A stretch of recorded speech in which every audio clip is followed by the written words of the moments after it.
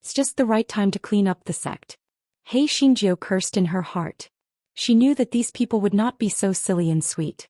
Indeed, they had other plans. Fortunately, she did not reveal the sect leader's ring rashly. Otherwise, not only would she admit it or not admit it, she might even get herself killed. This incident made Hei Xingjiu understand once again that strength was the absolute truth. Her spiritual power wasn't high now, and she didn't have her own forces. It was a fool's dream for her to rely on the sect leader's ring to gain a firm foothold in the Killing Yuan sect. This fellow sighed inwardly. The so-called alliance leader of the unaffiliated Cultivator Alliance had basically ended the war, and he had become a commander without any support. Otherwise, he would still be able to show off his might. Sect Master Xiahou saw that Yun Chujie was in a low mood. He smiled and said, "Little Nine, you have just returned. Go back and rest first. Don't worry, you have made contributions to the human race this time. After our discussion, we will definitely reward you heavily." Hearing Master Xiaohu's words, Yun Chujie smiled and said, "Thank you, Master Xiahou. We'll be going back now." This fellow was very tactful. He did not mention anything about giving the position of master to her and obediently left the meeting hall. As for Murong Hanley's matter, Master Xiahou and the others obviously had a countermeasure. It was impossible for them to hand over the position of master to Murong Hanlei. It was just a matter of when they would shed all pretense of cordiality. After Hei Xingjiu figured out the joints inside, she could not help but shake her head and smile bitterly. She had treated herself too much. Even Murong Hanlei had such powerful strength behind him, and the people of the murderous Yuan sect did not acknowledge it, not to mention that she only had one sect master ring. Yun Chujie self-examined herself. These days she was clearly a little complacent. She had to cultivate properly. Therefore she sprinted back to her own yard. Yun Chujie cleaned the yard briefly. She stayed in the yard to train and try to break through to the spiritual space level as soon as possible. After the servants of the Killing sect and the Hunyuan sect broke through to the spiritual space level, they could become inner disciples immediately. Their treatment would also be improved accordingly. Sitting in her room, Hei Xingjiu recalled the crow's mouth skill that she had developed when she was in the Dark Continent. Blinking her eyes, she stood in the yard and shouted in a low voice, "Little Wu Yun, hurry up and hit me with lightning." There was no response in the clear sky. Acting cool is struck by lightning. Wasting is struck by lightning. Lying is struck by lightning. There was not even a white cloud in the sky, let alone Wu Yun.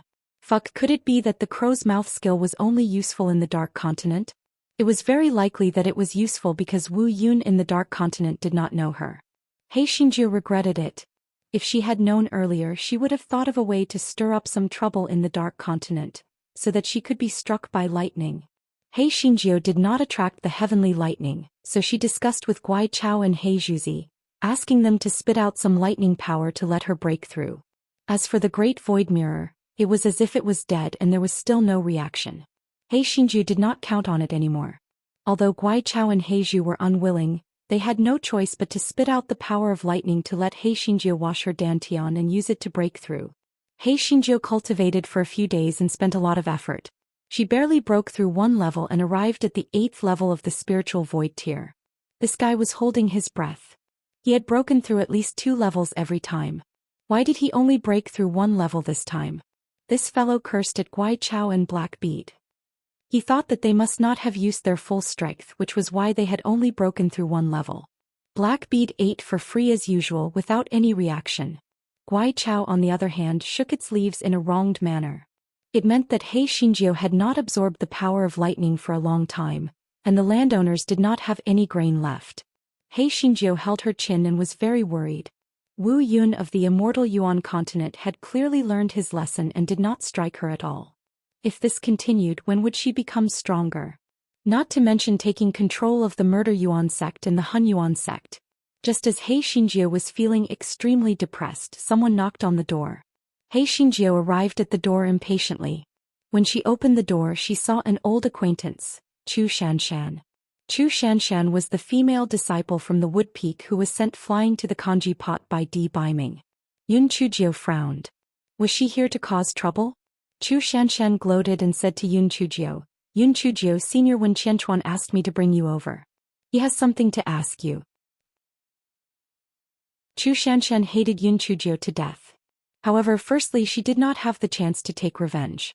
Secondly, Yun Chujio was getting more and more popular, so she did not dare to directly go against her. These few days when she heard that Yun Chujio had angered Wen Qianchuan and the others, she immediately gloated over Yun Chujio's misfortune. She felt that Yun Chujio's good days had come to an end. Chu Shanshan's older brother, Chu Quan, was the personal disciple of Mountain Master Ren of the Wood Peak. In the past he was highly regarded. However, ever since that assassination incident last time, Mountain Master Ren had not treated Chu Quan as he used to. Moreover, in this war between the human race and the Yen race, Chu Quan's name was originally there, but Chu Quan found an excuse not to go. Mountain Master Ren was even more disappointed in Chu Quan. Chu Quan's thoughts were mysterious. He felt that if this continued he might not be able to maintain his position as a successor disciple, so he had to find a new backer. The arrival of Murong Hanlai and the others this time instantly gave him hope. He felt that in the end the Shuyuan sect would definitely fall into Murong Hanlai's hands. Therefore, not only did he often go to Wen Qianchuan and the others to curry favor with them, but he also brought Chu Shanshan along to do so. Because the Chu siblings were somewhat useful, Wen Qianchuan was also quite nice to the Chu siblings. The Chu siblings had often fanned the flames in front of Wen Qianchuan. Moreover, Yun Chujio had already offended Wen Qianchuan, so today, Wen Qianchuan had set up a trap, waiting for Yun Chujio to take the bait. When Chu Shanshan thought of Yun Chujio's ending, the pride in her eyes could not be hidden any longer. She urged, "Yun Chujio, are your ears not working or something? Did you hear what I said? Senior Wen wants you to hurry over." "I'm not going. Get lost." He Xinjiu shut the door with a bang. He was not stupid. Wen Qianchuan was definitely not looking for her. He was not going. Even in her dreams, Qiu Shanshan did not expect such an outcome. She shouted in exasperation, "How dare you not go when Senior Wen asked you to? Aren't you afraid that Senior Wen will report you to the sect leader?" He Xinjiu snorted coldly in the courtyard, "Don't drag me down with you. You are a disciple of the murderous Yuan sect, not Wen Qianchuan's lackey. Get lost. If you don't leave now, I will use the talisman to blow you into a curly chicken." Chu Shanshan was so angry that she almost died. However, when she thought about how He Xinjiu could do anything, she left in a huff. He Xinjiu rolled her eyes. There was a high chance that Wen Qianchuan would not let the matter rest. He might even come and find fault with her personally. He Xinjiu snorted coldly. It was fine if he did not come. If he did, she would teach him a lesson so that her Dehua could make an appearance. Speaking of which, although its Dehua was very brave, it hadn't been shown in front of these people yet. It was a good opportunity to establish its power so that it wouldn't think that a small handyman like her was easy to provoke. After a while, as expected, Chu Shanshan's proud shout came from outside the door. "Yun Chujio, Senior Wen is here. Why aren't you going out to greet him?" He Xinjiu curled her lips. Judging from Wen Qianchuan's unrestrained behavior, it was impossible for them to get the position of the sect leader. Outside, Chu Shanshan shouted when she saw Yun Chujio, "Yun Chujio, I know you're inside. If you don't come out now, I'll break in." Yun Chujio said coldly, "Chu Shanshan, if you dare to break my door, I'll break your leg. If you don't believe me, you can try." Hearing Yun Chujio's threat, Chu Shanshan was terrified. Wen Qianchuan snorted and smashed He Xinjiu's door into pieces. Seeing the situation inside, Wen Qianchuan and the others were stunned on the spot. Wen Qianchuan and the others saw He Xinjiu sitting beside the stone table, leisurely drinking tea. There were all kinds of pastries on the stone table, looking very relaxed. Qiu Shanshan said sharply, "Yun Chujio, why don't you open the door for Senior Wen? Don't you know that the elders are superior to the young?" Yun Chujio did not even look at her and said leisurely, "I only know that no guest would come uninvited and even break the door of the host's house. It seems that the customs of the Sea of Ruins are 80% different from ours." Wen Qianchuan snorted coldly, "What a sharp-tongued girl. Today I will teach you the rules." When Wen Qianchuan was in the meeting hall, he wanted to teach Yun Chujio a lesson. However, because of Master Xiaohou and the others, he swallowed his anger and did not make a move. He felt that although Yun Chujio had made contributions in the battle between the human race and the nightmare race, it was all an empty title. At the end of the day, she was just a small handyman. Even if he really killed her, no one could do anything to her. As Wen Qianchuan spoke, he slapped his palm towards Yun Chujio. Yun Chujio naturally would not sit still and wait for her death. She leaped to the side and dodged when Qianchuan's palm. However, when Qianchuan's palm smashed the stone table and stone stool into pieces, Yun Chujia's eyes turned cold. Senior Wen, you are not my master and you are not a member of the Shi Yuan sect. What right do you have to teach me a lesson? Could it be that you can't force Master Xiahou to give up the position of the sect master to you, and you are going to start a massacre? Smelly girl. Don't spout nonsense. Today I am going to lecture you, this little slut who doesn't know your place. Don't talk about it elsewhere. When Qianchuan said in a flustered and exasperated manner. Smelly girl. Little slut? Tisei, Senior Wen's words are really filthy. I wonder if it was Senior Murong who instructed you to lecture me? You guys are really capable. You don't dare to reason with Master Xiahou and the others, yet you dare to bully me, a small handyman who is lighting a fire. However, even the small handyman who is lighting a fire in the murderous origin sect is not someone to be trifled with. I'm warning you, stop right now or I won't hold back anymore. Although He Xinjiu had long been prepared to make a move, she did so with courtesy first so that she would not be picked on by others. This fellow was afraid that a fight would destroy her courtyard. He ran out of the courtyard in a flash and shouted, "If you have the ability, come out and fight. I'm not even afraid of the Nightmare Clan, so why should I be afraid of you?" When Qianchuan was already very angry. After being provoked by He Xinjiu's words, he became even angrier. His figure flashed and he slapped Yun Chujiu once again. He Xinjiu dodged when Qianchuan's attack nimbly again. The two of them fought each other. However, He Xinjiu did not fight back. He just kept dodging. The guy shouted while he was dodging, "Come and take a look, everybody. Someone is bullying a little girl because of his old age. He is so shameless. How strange. As a guest, he did not stay in the guest house properly. Instead, he came to my yard where I was a handyman to beat someone up. A guy like him wants to steal the position of the sect leader of our Shi Yuan sect. Do you think he is shameless? Don't miss him. The most shameless person on the Immortal Essence continent is the one in front of you. He beat up the Nightmare Clan like a cowardly turtle, but now he's here to beat up the hero of the battle Nightmare Clan." Yun Chujia's shout quickly attracted many disciples of the Killing Origin sect. However, because He Xinjiu's dormitory was at the foot of the Golden Peak, most of the people in the vicinity were handymen and outer court disciples. Although they were filled with righteous indignation at He Xinjiu's words, they did not dare to step forward to help. He Xinjiu blinked her eyes and shouted, "Senior brothers and sisters, are you going to watch me being bullied? What about your courage as the disciples of the Heaven-Killing sect? Don't make me look down on you." The servants and disciples of the Heaven-Killing sect had been very dissatisfied with Wen Qianchuan and the rest of them recently. Together with He Xinjiu's instigation, they were all in an uproar. Yes, beat him up. Damn it, our Sky-Killing sect was originally fine, but they just had to come and cause trouble. That's right. Yun Chujiu, a small odd-job worker, is not even afraid of him. What are we afraid of? It's a waste not to beat him up. Let's beat him up together. When Qianchuan did not come alone. He had also brought 7 or 8 disciples. But how could he be a match for so many people? In an instant he was beaten black and blue. Even Chu Shanshan was implicated and was beaten up a few times.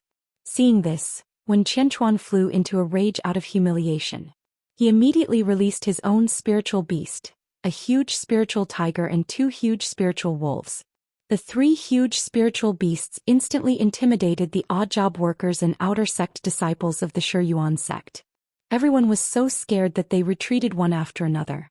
Only then did they remember that this Wen Qianchuan was said to be at the 4th layer of the spiritual space realm. Although they had more people, they were still not his match. When Qianchuan looked at Yun Chujiu coldly and said, "Stupid girl, you are good at bewitching people, but in the face of absolute strength, your little tricks are useless. Die." Seeing that the situation was not good, the people of the Shi Yuan sect hurriedly shouted at Yun Chujiu, "Yun Chujiu, don't be stupid. Run quickly. Yes, run quickly. If you don't run, you will die. Go find Master Xiahou quickly." The corner of Yun Chujiu's mouth curled up slightly, and she said with curved brows and eyes, "Why are you running? Isn't it just a silly cat and 2 broken dogs? If my spirit beast is released, it will definitely scare them to death. Everyone, don't you even recognize tigers and wolves? Moreover, there is a limit to your bragging, okay? Let's not talk about what your spirit beast is. How can a spirit beast at the 6th level of the Lingxian realm compare to a spirit beast at the 4th level of the Lingkong realm? This Yun Chuju was usually quite smart, but why was she so confused today? Could it be that she had become a hero of the human race and got carried away? Just when everyone was puzzled, they saw He Xinjiu raise her hand, and with a whoosh, a cute spiritual piglet jumped out. Everyone was stunned. Piglet? Are you playing? Just as everyone was thinking, 20 cute little piggy with spiritual power jumped out. Could it be that Yun Chuju wanted to win with numbers? Stop fooling around. Such a weak spiritual beast, not to mention 20, even 200 would be a waste. When Qianchuan snorted, Yun Chuju, do you think you can win against my spiritual beast with these little piggies? Yun Chuju nodded solemnly. Yes, I will show you my invincible little piggies today. Both Wen Qianchuan and the people of the Shiyuan sect thought that He Xinjiu must have lost her mind. It would be a miracle if these little piggies could win. When Qianchuan snorted, you really won't shed tears until you see the coffin. Prepare to die. When Qianchuan waved his hand and 3 spiritual beasts pounced towards He Xinjiu. The people of the murderous Yuan sect could not bear to watch. There was no need to guess the result. Yun Chuju was dead for sure. Those piglets of spiritual power could not even hold on for more than 10 breaths, let alone defeat those 3 spiritual beasts. The group of people closed their eyes and waited for a while, but they did not hear He Xinjiu's scream. They opened their eyes and took a look. Those piglets of spiritual power actually blocked 3 spiritual power beasts? Only then did they realize that the most special thing about those piglets of spiritual power was that they could actually turn the enemy's spiritual power into their own. Therefore, even if they were very weak, they could still hold on for a period of time. Although this Yun Chuji's spiritual beast was a little weak, it was quite strange. When Qianchuan was obviously a little surprised, but he snorted coldly and said, Yun Chujiu, although your spiritual beast is a little special, in a few more breaths, your spiritual beast won't be able to hold on. Yun Chujiu said indifferently, if you can't hold on, then you can't hold on. I'm not in a hurry. Why are you in a hurry? Are you crazy? When Qianchuan almost spat out a mouthful of blood, Good. Stupid girl, you're still stubborn even at the end of your life. You'll have a hard time later. The people of the murderous Yuan sect had the same thoughts as Wen Qianchuan. They thought to themselves, is this Yun Chuju stupid? Why didn't she use this time to escape? When the little piglet of spiritual power dissipated, she would be dead for sure. Sure enough, after a few dozen breaths, the little piglet's figure became fainter and fainter. It looked like it was about to dissipate. When Qianchuan's face revealed a proud expression. Although this wretched girl's spiritual power was not high, she was definitely a scourge. It was just nice to find a reason to kill her today. Once and for all. Chu Shanshan, who was at the side, said proudly, Yun Chujiu, just admit your mistake and beg for mercy. Otherwise you will definitely die a horrible death. She no longer cared about the thoughts of the murderous Origin sect disciples. A bunch of idiots. Her brother was the most knowledgeable one. Once they took power, the people of the murderous Origin sect looked at Yun Chujiu worriedly. They were worried and conflicted. Should they rush up to save her later? Save them. Those 3 spiritual beasts were not to be trifled with. They might be seriously injured. However, if they did not save them, they would still feel guilty. Just as everyone was in a dilemma, someone suddenly cried out, Oh my God! What is this? Everyone saw that the spiritual piglets that were about to disappear had actually gathered into a huge purple pig. Oh my God! This huge purple pig was more than 10 times bigger than that spiritual lion. How could there be such a huge spiritual beast? When Qianchuan's 3 spiritual beasts were shivering in fear and kept retreating, He Xinjiu crossed her shoulders and stood on her tiptoes. She said proudly, See that? The piglets that appeared before were all De Hua's underlings. This is my invincible giant pig, De Hua. De Hua looked at the 3 spiritual beasts that were trembling on the ground lazily. One of them was killed with a stomp, while the other one had nothing to do. He simply stomped on Wen Qianchuan. Wen Qianchuan was simply dumbfounded. What the hell was this? How could Yun Chuju have such a big spiritual beast? And it was purple in color? Now was obviously not the time to think about this. Wen Qianchuan kept dodging De Hua's attacks.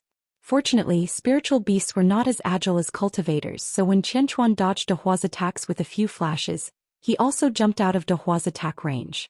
He had escaped, But Chu Shanshan was not so lucky. De Hua's tail had sent her flying, and the direction was coincidentally the canteen of the big kitchen. Yun Chujiu looked at Wen Qianchuan in the distance with disdain and said slowly, "De Hua, don't chase after the enemy. Come back." Yun Chujiu was very shrewd and knew when to stop. The reason why she was able to win was firstly because De Hua was indeed brave, and secondly because Wen Qianchuan was unprepared. If they really fought, she might not be able to gain the upper hand. Wen Qianchuan gave Yun Chujiu a vicious look. "Stupid girl, we are not done yet. Just you wait." After Wen Qianchuan finished his harsh words, he left with his underlings. As for Chu Shanshan, who fell into the porridge pot again, she was naturally ridiculed by the murderous Yuan sect disciples. On the other hand, He Xinjia's side was as warm as spring. Everyone's praises were incessant. What about junior sister Yun's spiritual beast being the best in the world? What about only a unique person like junior sister Yun having such a powerful spiritual beast? He Xinjiu could not close her mouth with a smile. It seemed that strength was the true principle. She had not received so much praise even after saving the human race, so she still had to think of a way to be struck by lightning. This way she would become more and more powerful and her De Hua would become stronger. However, in case that when Qianchuan retaliated, she had to take the initiative to attack. Yun Chujiu blinked her eyes. She stood on a large rock and said, "Everyone, you've all seen it. That old man Wen Qianchuan is too much of a bully. He hasn't even taken over the power yet and he's already bullying our people from the murderous Yuan sect. If he succeeds, we won't have a way to live. Do you all want to teach him a lesson?" Everyone was naturally filled with righteous indignation. This was how people were.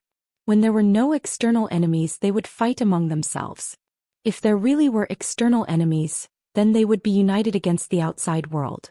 Yun Chujiu nodded. "Since that's the case, you all listen to me. Well, do it this way." On the other side, when Qianchuan returned to the guest house dejectedly. After Murong Hanlai found out what had happened, he gave Wen Qianchuan a good scolding. "You have done more than you can do. You and Xiahou Lin are of the same generation, but you actually went to find trouble with a small handyman. What's more shameful is that you lost. What's the use of keeping a good-for-nothing like you? You might as well die." When Qianchuan's old face flushed red from the scolding. "Master, didn't I do this for you? Didn't you tell me before that there was a chance for me to kill that Yun Chujiu? It just so happened that that idiot Chu Shanshan came to sow discord today, so I took the opportunity to go. Who would have thought that that wretched girl's spiritual beast would be so strange? It's also because I was too careless. Otherwise she wouldn't be my match at all." Murong Hanley's expression softened slightly. You really can't keep your cool. Humph. Xiahou Lin and the others think that I don't know their plans. I'm just playing along. Our people have already split up and left the Thousand Ruins Sea. Moreover, we have that person's help. In another 5 days they will arrive near the Origin Killing sect. At that time we will work together from the inside and outside. Not to mention that bitch Yun Chujiu, the entire Origin Killing sect will be ours. When Wen Qianchuan heard Murong Hanley's words, the dejection on his face was swept away. He said excitedly, "Master, I knew that you had your own arrangements. Then what should we do now?" Murong Hanley's eyes flashed with some calculation. "Tell the people below to behave themselves and not to cause any trouble for the time being. We will go and look for Xiahou Lin now. No matter what, we can't just let this matter go like this. We have to put pressure on them." Thus he brought Wen Qianchuan to the meeting hall. As soon as they entered the meeting hall, they saw a female ghost standing in the middle of the meeting hall covered in blood, her hair disheveled. Even someone as thoughtful as Murong Hanlai was shocked. What the hell was this? The female ghost turned around and saw her face covered in blood. When she saw Murong Hanlai and Wen Qianchuan, she cried out in fear, "Help! Help! It's him! He wants to kill me!" Murong Hanlai and Wen Qianchuan finally saw clearly that it wasn't a female ghost, it was clearly Yun Chujiu, that smelly girl.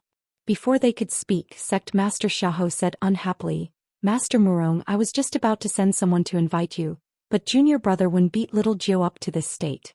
He's really going too far. Just now little Jiu was cultivating in the courtyard, but junior Wen went to her courtyard to commit a crime. Even though little Jiu was a little over the top a few days ago, as an elder, junior Wen shouldn't have beaten her up to this state in private, right?" As soon as Master Xiahou finished his words, He Xinjiu wailed, Senior Murong, you have to make a decision for me. Not only did Senior Wen beat me up to this state, but he also beat up many disciples. If you don't believe me, I will ask them to come over and let you have a look. When Qianchuan was so angry that he almost passed out, he pointed at Hi Xinjiu and said, You are spouting nonsense. Senior Wen, how am I spouting nonsense? Do you dare swear to the heavens that you didn't go to my courtyard? You are a guest and you are an elder. Why didn't you stay in the guest house? Why did you go to the courtyard of a handyman? Also, didn't you break my stone table and chair? Did you not release your 3 spiritual beasts to deal with us? Oh my God. I am only a trash of the 6th level of the Lingxian realm, and he, a senior of the 4th level of the spiritual void realm, actually released 3 spiritual beasts to deal with me.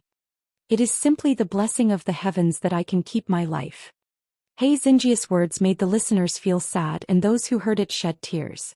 Although Master Xiahou and the others looked indignant on the surface, they were secretly happy in their hearts. This little girl was used to playing the fool. They did not believe that she was really beaten so badly.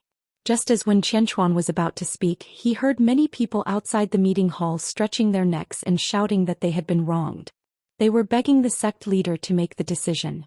Everyone looked outside the door and saw that there were people kneeling on the ground outside the meeting hall. Most of them were servants and outer sect disciples of the murderous origin sect. Their faces and clothes were also covered in blood. Clearly they had also been beaten up. Sect Master Xiahou placed the teacup heavily on the coffee table. Junior Marshal Brother Wen, you have gone too far. Master Murong, how do you think we should handle this matter? When Qianchuan was about to defend himself, when Murong Honlai gave him a look and said, Junior Marshal Nephew Xiahou, this matter was indeed done rashly by Qianchuan. I will definitely punish him heavily when I go back. Yun Chujio curled her lips and said, He is your own disciple. Who knows if you will really punish him when you go back? Moreover, will your upper and lower lips be done with just a touch? Are we going to spend money to treat our injuries? Are we going to spend money to treat our injuries? Are we going to delay our work and not spend money? Murong Honlai tried hard to suppress the anger in his heart and said coldly, Then according to what you said, what do you want to do? It's very simple. Senior Wen, apologize to me in public and compensate us with 1 billion high-grade spirit stones. We won't pursue this matter any further. 1 billion. Not to mention Murong Honlai and Wen Qianchuan, even the corner of Master Xiaohu's eyes twitched a little. Little Ju, that's enough. 1 billion. Why don't you go and rob her? The servants and outer sect disciples outside the door were all scared silly. This Yun Chuju really dared to ask for it. But could she give it? Murong Honlai clenched his fists and suppressed his anger. He said coldly, Little girl, a snake swallows an elephant when its heart is not enough. 1 billion is impossible. I will give you 100,000 spirit stones. 100,000? Are you sure you are not sending away beggars? Forget it. If you don't want to give it to us, then we will give him a taste of his own medicine. Isn't Wen Qianchuan bullying us? Then well, go to the Sea of 10,000 Ruins to bully your disciples and see who's really powerful. Speaking of which, I've never been to the Sea of 10,000 Ruins before, so I'll just go for a stroll. He Xinjiu's words were pure nonsense. She wouldn't really go to the Sea of 10,000 Ruins, it was just to extort money. However, the speaker had no intention of listening, so Murong Hanley's heart skipped a beat. The people of the Sea of 10,000 Ruins had already divided into small groups and rushed to the sky-killing sect. It was not the time to cause any more trouble. It was better to settle this matter first. After all, no matter how much money she was given, it would still belong to them in the end. Thinking of this, Murong Honlai said coldly, 10 million, no more. 900 million. 20 million. 800 million. 30 million. In the end, they haggled over the price. He Xinjiu successfully extorted 80 million high-grade spirit stones, and everyone was dumbfounded. How could this work? She extorted 80 million with just a few simple words. Was that Murong Hanley's brain damaged? Obviously, Murong Honlai was not joking. He immediately transferred 90 to 80 million high-grade spirit stones to He Xinjiu. He Xinjiu said with a smile, Senior Murong really loves juniors like us. Senior Wen, it's your turn now. Apologize. Remember to be sincere. Moreover, my ears are not working properly because of your beating. You must apologize louder. The corners of everyone's mouths twitched. Their ears were not working properly? When you were bargaining for spirit stones just now, why didn't I see that your ears were not working properly? When Qianchuan saw Murong Hanli's dark and cold eyes. Although he was extremely unwilling, he still gritted his teeth and said, I'm sorry. I shouldn't have hit you. Forget it. I've always been easy to talk to. Since you've apologized, let's pretend this never happened. He Xinjiu said with a smile. When Qianchuan was so angry that he was trembling, but he didn't dare to disobey Murong Hanli's order. He could only make up his mind. Damn girl, if I let you run around for a few more days you'll die in 5 days.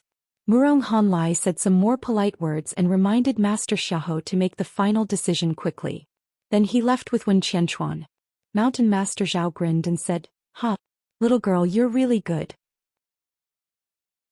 You actually extorted 80 million high-grade spiritual stones from that old thing. You've made a fortune this time. Mountain Master Zhao, this money isn't all mine. I still have to share it with the other senior brothers and sisters. After all, we're all victims. We've been beaten up badly." He Xinjiu said while grimacing. Mountain Master Zhao pursed his lips. It would be a ghost if he believed her words. Seeing that there was nothing else, Master Xiahou let He Xinjiu go back first. The moment He Xinjiu went out, she naturally received very high treatment. Some people even built a pole and carried this guy back. These people had no one else to share the money with. He Xinjiu happily returned to being the grandmother of the god of wealth. She only kept 1 million and gave the rest of the money to others. Only when there was something to give would there be something to give. When there was something to give, it had to be given. The crowd was naturally full of praise. What little Fairy Jiu was invincible in the world, what Murong Hanlai was just a paper, an old man, a tiger, blah blah blah blah blah blah blah. He Xinjiu listened and her heart moved. Something was not right. That Murong Hanlai was not someone easy to talk to. How could she extort 80 million high-grade spirit stones so easily? There must be something fishy going on here. The more Yun Chujiu thought about it, the more she felt that something was wrong. However, what was Murong Hanlai up to? Could it be that the results would be out in 5 days, so he didn't want to cause any more trouble? No, he didn't know whether the results would be good or bad in 5 days. Why was he so sure that he would take the position of sect leader? He Xinjiu analyzed the situation and felt that there was only one possibility. Murong Hanlai was certain that the position of sect master would be his. Since that was the case, he must have a foolproof plan. Even if Master Xiahou didn't give up the position of sect master to him, he still had a way to get it. He Xinjiu narrowed her eyes. What could that old thing do? She wanted to temporarily contract a few spirit bees to scout for information, but that old thing was cautious and had high spiritual power. If things went wrong, it might alert the enemy. He Xinjiu thought for a moment and ran back to the meeting hall in a flash. Master Xiahou and the others were discussing Murong Hanli's matter. When they saw Yun Chujiu return, they all looked at her in confusion. He Xinjiu explained her doubts and analysis, then said, "I think that old thing must have some kind of scheme, but I haven't figured out what he wants to do. You little girl, you're thinking the same as us. We were also discussing just now. According to Murong Hanli's usual temper, how could he allow you to extort 80 million upper-grade spiritual stones? There must be something wrong."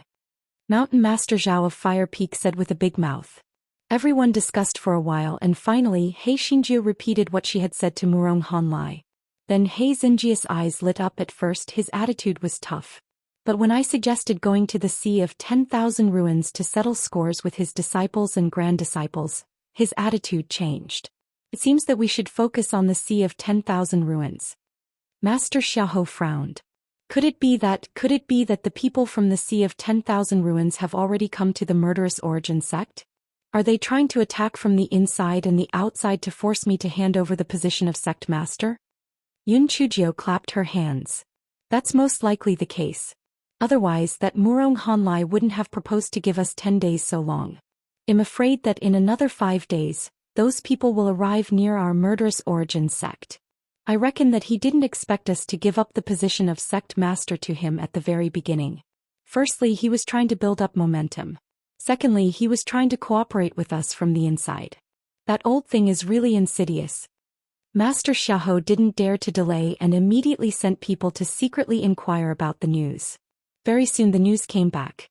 Several thousand miles away from the murderous Yuan sect, many cultivators suddenly appeared. Although they were scattered in groups of 3 to 5, it was clear that their destination was the murderous Yuan sect. Master Xiahou could not contain his anger. Although he did not intend to give the position of sect master to Murong Honlai, he did not have the slightest intention of harming him. After all, they were of the same origin. He did not expect Murong Honlai to actually plan to kill them all. It was really detestable. Everyone, what do you think we should do next? Master Xiahou suppressed his anger and asked. Everyone had different opinions. Some advocated to send people to intercept the people of the Sea of Ruins, some thought to activate the sect protection array, and some advocated to kill Murong Honlai and the others. He Xinjiu pursed her lips, she raised her claws and said, Master, what you said is a passive method. Even if we kill Murong Honlai and the others, the people of the Sea of Ruins will inevitably stop causing trouble in the future. We have to think of a way to get rid of them once and for all. Get it done once and for all? How? Everyone looked at He Xinjiu in confusion. The root of this matter is Patriarch Hongyuan's eldest disciple, Ji Qian. Because Patriarch Hongyuan said that he would pass the position of sect master to him, Murong Honlai and the others came to find trouble with him.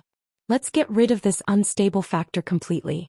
Then we won't have to worry about people coming over to make trouble again. He Xinjiu's eyes flashed with cunning. How do we get rid of it? Everyone asked in puzzlement. It's very simple. Change the sect's will. Just say that Ji Qian defected to the sect back then. It's just that the murderous origin sect was afraid of losing face, so they never made it public. In addition, the murderous origin sect is a super large sect. For the sake of the peace, stability, unity of the immortal essence continent, they didn't pursue the crimes of those people from the Sea of 10,000 Ruins. Otherwise, they would all be the disciples and grand disciples of sinners. They should all be killed. He Xinjiu said faintly. Master Xiahou and the others were immediately dumbstruck. Their faces were filled with bewilderment and bewilderment. Heavens! This little girl was too ruthless. This idea was simply lacking 8 lifetimes of virtue. No wonder the Nightmare Clan had allowed her to stir up internal strife. With such a bad thing, offending her was simply courting death.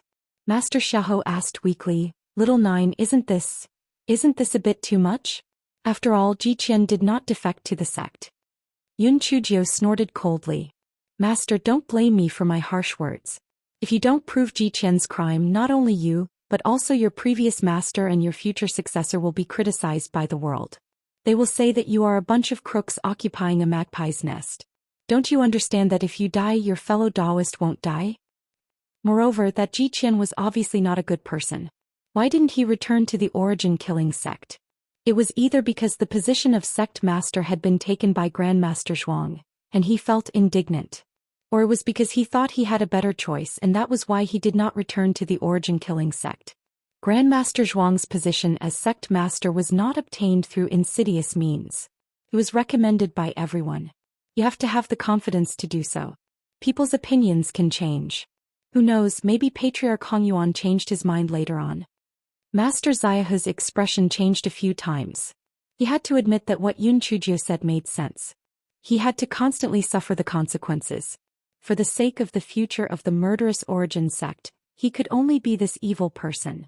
Thus, after some discussion, they decided to first kill Murong Honlai and his disciple. The rest of them would be educated and then released. After that, they would announce the truth of the matter. If that was the case, the people of the Sea of 10,000 Ruins would be leaderless. In addition, the killing origin sect had already made preparations. Naturally, they would retreat. After He Xinjiu left, Master Xiahou let out a long sigh. Ladies and gentlemen, our wrists are not as good as a little girl's. We are really getting old. Everyone also sighed, but that was all they could do. Their wrists were good, their mouths were good, and their spiritual energy was weak. In front of absolute strength, all little tricks were useless. He Xinjiu did not need to intervene in the following matters. Although Murong Honlai was powerful, this was still the territory of the origin killing sect. Even before his death, he did not understand that it was a foolproof plan. How could it fail? When Qianchuan naturally could not escape his fate of death. However, Murong Hanli's other followers were saved. Master Xiahou threatened and comforted them. Those people had no choice but to agree with the statement of the Origin murder sect. It was that Ji Qian had betrayed the Origin murder sect because he was dissatisfied with Patriarch Hongyuan passing the position of sect master to Zhuang Muli. With the signature and the recording stone as evidence, it was almost impossible for the people of the Sea of 10,000 Ruins to reverse the confession. The Prime Murder Sect immediately released that evidence to the world, and the people of the Sea of Myriad Ruins were instantly dumbfounded. How did the orthodoxy that they had originally agreed upon turn into a traitor? When the people of the Sea of 10,000 Ruins heard that Murong Hanlai and Wen Qianchuan had committed suicide, they became even more confused. What should they do next? They did not have much confidence in attacking the murderous Origin sect to begin with. Most of them had water spirit roots and were not good at fighting on land. Now they were even more tempted to retreat. Thus, after Murong Hanlai's followers were released, they led the people of the Thousand Ruins Sea to retreat in dejection. The battle for the sect master of the primordial murder sect had come to an end. Moreover, they had taken the opportunity to eliminate some of the sect's scum. This could be considered an unexpected gain. In a hidden valley somewhere in the immortal Essence continent, the purple-faced woman was so angry that she almost went mad when she heard her subordinates report. You said that the people from the Sea of 10,000 Ruins have all retreated? Yes. My lord, Murong Hanlai had contacted me the day before and said that things were progressing smoothly. I didn't expect that he would be killed the next day. Moreover, the murderous Origin sect had even twisted the truth, saying that Ji Qian was a traitor, a deserter, and now that the public opinion in the immortal Origin continent was leaning towards the murderous Origin sect, I was really caught unprepared. There was simply no time to react. The gold-masked man kneeled on the ground as he spoke in fear and trepidation. The purple-masked woman waved her hand, causing the gold-masked man to instantly collapse to the ground. He did not even dare to wipe the blood from the corner of his mouth as he hurriedly kneeled again. Sir, this time it is indeed my fault. This subordinate knows his mistake. The purple-masked woman snorted coldly. I have underestimated the essence-killing sect. I did not expect that they would actually come up with such an idea. Otherwise, once the two sides engage in battle, our people would take the opportunity to intervene, and the essence-killing sect would be ours. Forget it. Get up and tell us the people we have planted in the two sects to find a way to provoke a fight between the Origin-killing sect and the Origin-mixed sect so that they can kill each other. Yes. Although Hei Xinjiu had been enjoying herself recently, she was not happy at all. It had been a long time since she had been struck by lightning. How could she be struck by lightning? She followed the principle of asking if she did not understand. When she captured someone, she asked, how can she be struck by lightning? The disciples of the sky-killing sect felt that this Yunchuju was most likely crazy. However, they did not dare to not answer. The answers were also varied. There were things like being struck by lightning for doing bad things, being struck by lightning for not keeping one's oath, and being struck by lightning for insulting the Tiandao. Hei Xinjiu wanted to cry, but she had no tears. She had tried all these, but she had not been struck by lightning. She was really worried to death. Could it be that she had to return to the Chaos Origin sect and enter the Cave of Reflection? However, Master Bailey was even better than Monkey. He did not punish her to enter the Cave of Reflection at all. Hei Xinjiu's mood was extremely depressed. She decided to take a stroll on Earth Peak to relax. The reason why this fellow chose Earth Peak was because this fellow had harmed the Fire Peak, Wood Peak and Water Mountain of the Murder Origin sect. He had not harmed the Earth Peak before. He had not even been there. It was a good opportunity to take a look. When Hei Xinjiu hopped onto the Earth Peak, although the Earth Peak disciples did not reject her as much as before, they still avoided her as much as possible. Wherever Hei Xinjiu went, the Earth Peak disciples disappeared without a trace. Hei Xinjiu touched her nose. She was already a hero of the human race now, okay? Why was she so afraid of her? Was she that scary? The 5 peaks of the murderous Origin sect got their names because of their own characteristics. For example, the trees on the Wood Peak were verdant, and most of the disciples had wood-type spiritual roots. Similarly, most of the disciples on the Earth Peak had earth-type spiritual roots. Their attacking methods were earth cracks, earth thorns, earth walls, earth shields, and so on. The scenery on the Earth Peak was very scarce. He Xinjiu thought wickedly that it was probably because the disciples of the Earth Peak often damaged the surface of the ground when they were cultivating, so the plants did not grow well.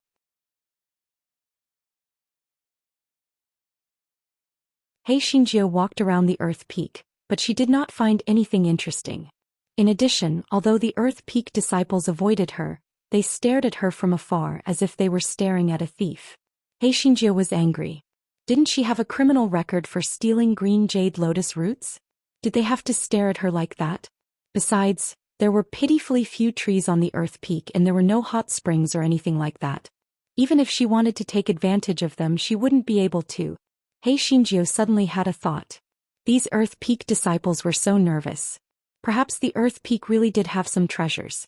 Therefore, she continued to hop around and observe the reactions of the disciples. Just when she was about to hop towards the back of the Earth Peak, the disciples became anxious. Junior sister Yun, it's getting late. You'd better go back now. Yun Chujio looked at the sun hanging high in the sky.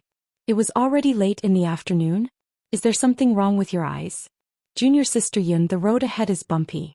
Don't go any further. Bumpy road? Yun Chujio looked at the wide road ahead. It seemed that his eyesight was not very good either.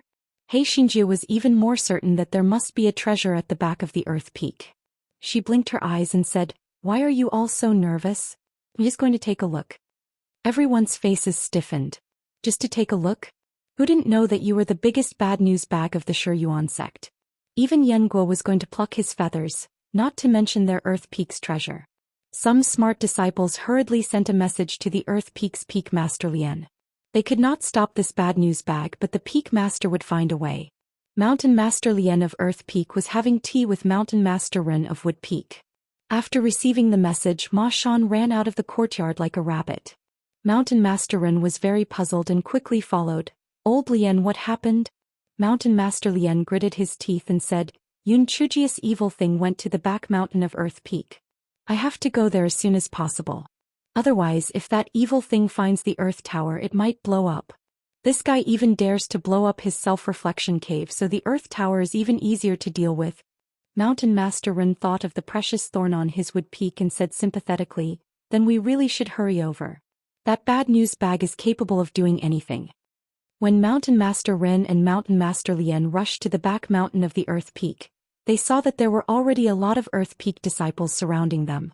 Mountain Master Ren asked anxiously, "Where is that bad news bag?" "Mountain Master Ren, how can you say that about me? How can I be the troublemaker?" He Xinjiu sat on a tilted tree and asked unhappily.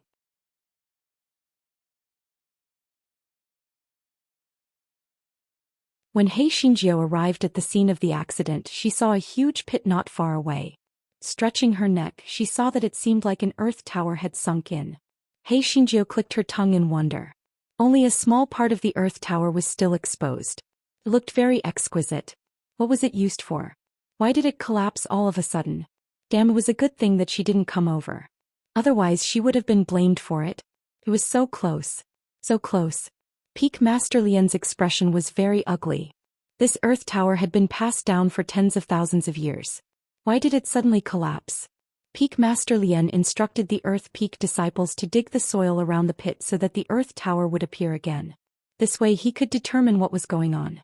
Most of the Earth Peak disciples had Earth's spiritual roots, so they quickly moved the soil around the pit to the side, revealing the Earth Tower. He Xinjiu had seen many towers before, but this was the first time she had seen a tower made of soil. She couldn't help but approach it curiously, wanting to see what kind of soil it was made of. At this moment the light shone brightly. When everyone regained their sight, not only was the Earth Tower gone, even He Xinjiu had disappeared. Peak Master Lien stomped his foot angrily. He knew it. That bad news had always been bad news, but now not only did it steal their Earth Peak's treasure, it even went missing. It was simply too worrying. He Xinjiu originally thought that she had been sucked into the Earth Tower. After all, such things had happened many times before. These so-called artifact spirits had their heads wrapped up and would always go against her. However, to her surprise, when she regained her sight, she was not in the tower. The Earth Tower stood not far away from her, and the place where she was standing was barren. There was nothing but gravel on the ground. He Xinjiu frowned and walked to the door of the Earth Tower. "Hey, Qiling, get out here. What's going on?" No matter how loud He Xinjiu shouted, there was no movement in the Earth Tower. Yun Chujiu frowned. Could it be that the Earth Tower had not produced Qiling yet? What was going on? He Xinjiu thought about what had happened. Perhaps there was a teleportation array under the Earth Tower, and she was unlucky enough to be teleported here together with the Earth Tower? He Xinjiu thought that the possibility was high, so she gave up looking for a breakthrough from the Earth Tower and started to look at the surrounding environment. The surroundings were quiet, as if she was the only living being in the world. Yun Chujiu looked into the distance and saw a gray fog. When she wanted to pass through it, she realized that it was actually a barrier. What kind of damned place was this? He Xinjiu took out her voice transmission talisman and identity jade token, but found that they were not useful. She then picked up the jade token given to her by D-Biming, but she could not bear to use it after thinking about it. This guy blinked his eyes. Who cares where it is? Now that the medicinal herbs for the transfiguration pill had been gathered, it just so happened that there was no one else here. She would first refine a few furnaces of transfiguration pills. Therefore He Xinjiu took out the Heaven and Earth Universe furnace and threw in the medicinal herbs needed to refine the transfiguration pill. Then she let it go. After all, the Heaven and Earth Universe furnace had a Qiling, so it would naturally refine it. A moment later, the fragrance of the pill drifted out. He Xinjiu opened the lid of the pill furnace and saw 10 pills with golden patterns inside. She was very satisfied. After putting them away, she continued to refine. This guy was in a hurry to verify the efficacy of the disguise pill. First, he warned the Guai Chao not to secretly absorb the efficacy of the pill. Then he cut off about 1/10 of the size of the disguise pill and stuffed it into his mouth.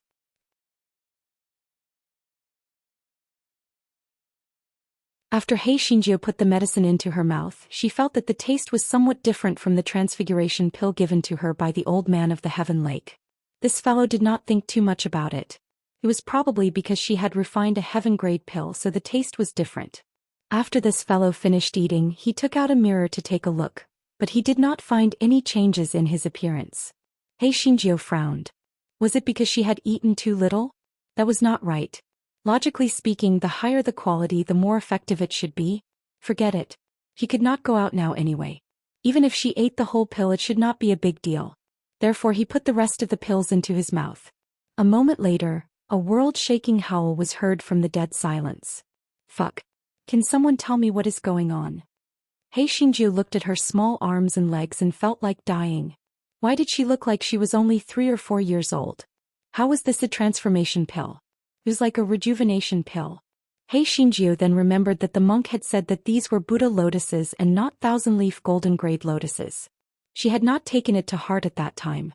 Could it be that they were not thousand-leaf golden-grade lotuses? He Xinjiu quickly took out a lotus flower and looked at it carefully. Only then did she realize that she had really made a mistake. Although the lotus veins of thousand-leaf golden-grade lotuses were also golden in color, they were slightly red, and the one she held in her hand was completely golden in color. He Xinjiu felt her head buzzing. Damn it, it was already quite miserable.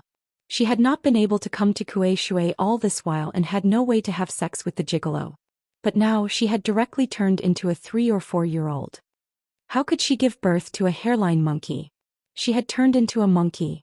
He Xinjiu quickly looked for Guai Chao to help her while she was on the verge of a breakdown. He didn't want to be a little one all the time. He Xinjiu communicated with Guai Chao. Guai Chao helplessly expressed that it had never seen such a situation before, so it was also helpless. It could only seek its own fortune. He Xinjiu was so angry that she almost vomited blood. This fellow deceived himself and comforted himself. The effect of the disguise pill was only 10 days. After 10 days she would be able to return to normal. Yes, that must be the case. At this moment the second batch of pills had been refined. He Xinjiu was in no mood to continue refining pills. She tidied up randomly and sat on the ground in a daze. The small figure was particularly sorrowful. Guai Chao shook its leaves. It was rare for it to have a conscience. It expressed that it would feed it a few disguise pills and then study them again. He Xinjiu quickly took out a few disguise pills and swallowed them. After Guai Chao finished chewing the pills, it felt that the taste was quite good. It didn't expect that the little girl of He Xinjius was a self-taught genius. He Xinjiu, she really wanted to make this damn dog tail into a specimen. Guai Chao said in the end that it wanted to ponder over it, so He Xingjiu could only do this for now. He Xingjiu suddenly stood up and tested her spiritual power. Fortunately, her spiritual power was still at the 8th layer of the spiritual void tier. If her spiritual power also shrank, she would really hit a wall. He Xingjiu was not in a hurry to go out now. It would be a tragedy if she went out anyway. She might as well wait here for 10 days and she might recover. Just when He Xingjiu was about to give up, she heard a snicker. She turned around and was about to find out who was snickering when a white light flashed in front of her eyes. Oh my God! Where did this girl come from? She's so pretty. Could she be some demon beast spirit? Isn't she wearing the sect uniform of our Killing Yuan sect? Could she be the illegitimate daughter of some senior brother?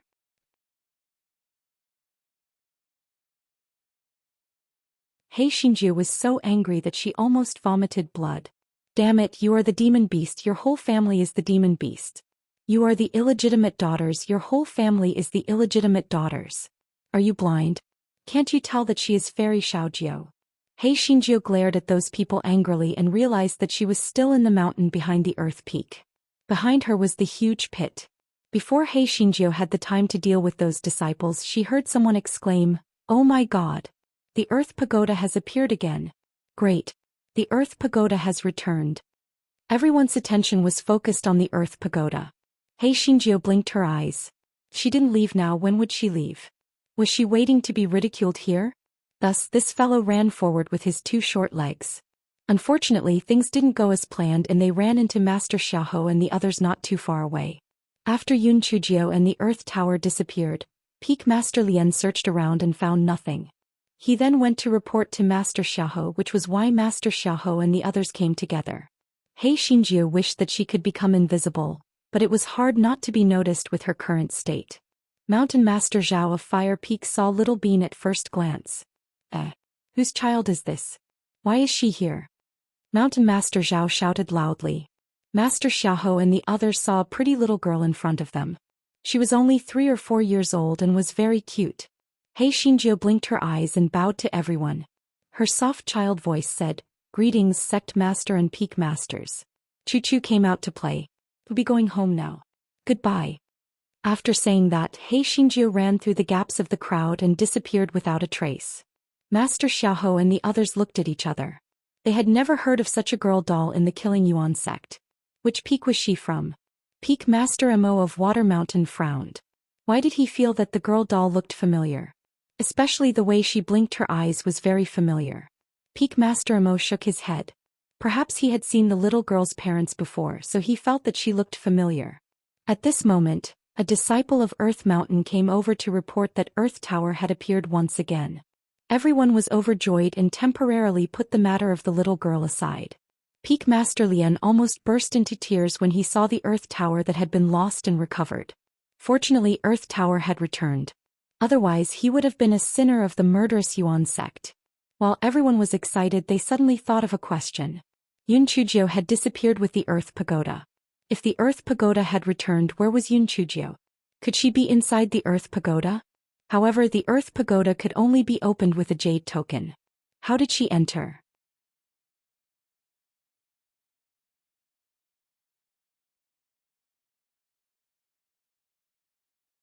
When Mountain Master Mo told everyone his guess, they were all stunned.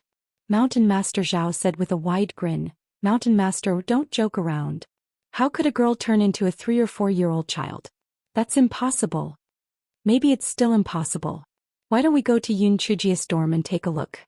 I think it must be her," Mountain Master Mo said resolutely. Hearing what Mountain Master Mo said, everyone thought about the cause and effect of the matter. Perhaps that girl was really Yun Chujia's troublemaker. Therefore Master Xiahou and the others came to He Xingjia's dorm. He Xingjiu was sitting on the stone chair in a daze. Her legs were shaking because she couldn't reach the ground. "Little Jiu, open the door," Mountain Master Zhao shouted. Although He Xingjiu was unwilling, she knew that the truth had been exposed and she couldn't hide it. She could only open the door with her short legs. At this moment, everyone was almost 90% sure that this person was Yun Chujiu. Otherwise, she wouldn't have appeared in Yun Chujia's yard. Everyone looked at the girl's appearance again. She was indeed slightly different from the bad news bag, but after she grew up she looked exactly the same. Mountain Master Zhao couldn't help but laugh. Little nine girl, how did you become like this?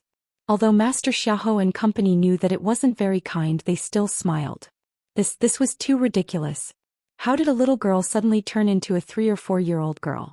He Xinjie was already very depressed, but now that she saw everyone like this, she immediately burst into tears. Mountain Master Zhao saw He Xinjie cry and immediately went numb. He hurriedly explained, "Little girl Jiu, don't cry. I'm not laughing at you, I am laughing at Peak Master Lien. Yes, I am laughing at him." Peak Master Lien, who was lying on the ground, was dumbfounded. Who had he provoked? Why was he laughing at him? But he also knew that now was not the time to argue. He could only stiffen his face and keep quiet. Master Xiahou and the others were also embarrassed and tried to persuade him. They were a group of old men bullying a little child. If this was to be spread out, it would be extremely embarrassing. He Xinjie cried for a while before she stopped sobbing. Master Xiahou then asked tentatively, "Little Jiu, what happened? How did you become like this?" "I don't know either. After the white light flashed, I arrived at a desolate place. I looked around but couldn't find an exit. Then I was teleported out and became like this," He Xinjie said with a sobbing voice. He Xinjie was too embarrassed to say that she had taken the wrong medicine. Moreover, she had refined it herself. Damn it, it was so embarrassing to say it out loud. Everyone looked at each other. It was the first time they had heard of such a thing. It was unbelievable. Everyone comforted He Xinjie. They would definitely help her find a famous doctor. They would definitely make her return to her original state. He Xinjie thought miserably in her heart. Visiting a famous doctor. Even Go Weiba couldn't do anything about it. Who could save her? The medicine was indeed not taken randomly. After everyone comforted her, Master Xiahou said, "Little Jiu, it's inconvenient for you to move now. Why don't I send a few female servants to take care of you?" Inconvenient to move? He Xinjie glanced at her small arms and legs. She couldn't help but feel sad. Damn it, she really wanted to smash into a wall.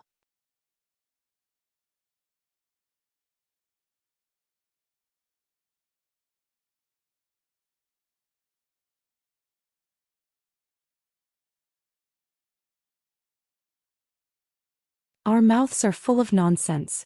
Let us off. He Xinjie put Dehua back and said coldly, "You know your mistake now? In that case, from tomorrow onwards, you will take turns to carry the pole and take me for a walk. If it is not my turn within a month, I will kill him." The crowd did not dare to disagree. They were afraid that it would not be their turn, so they scrambled to say, "Junior Sister Yun, I will carry you tomorrow morning." "Junior Sister Yun, there's still me. Carry you. Get lost. Look at your skinny appearance. Can you carry me? Junior Sister Yun, let me carry you." Yun Chujio could not be bothered with them. She raised her head and said to Leng Kui, "Senior brother Leng Kui, let's go. Go in and continue telling me stories." Leng Kui.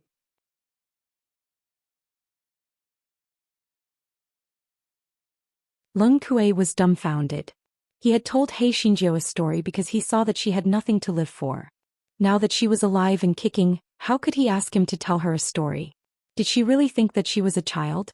However, seeing the small figure walking into the courtyard, Leng Kui couldn't refuse her. He had no choice but to accept his fate and follow her into the courtyard. He Xinjie jumped onto the chair, swinging her short legs, and said with a smile, "Senior brother Leng Kui, let's begin.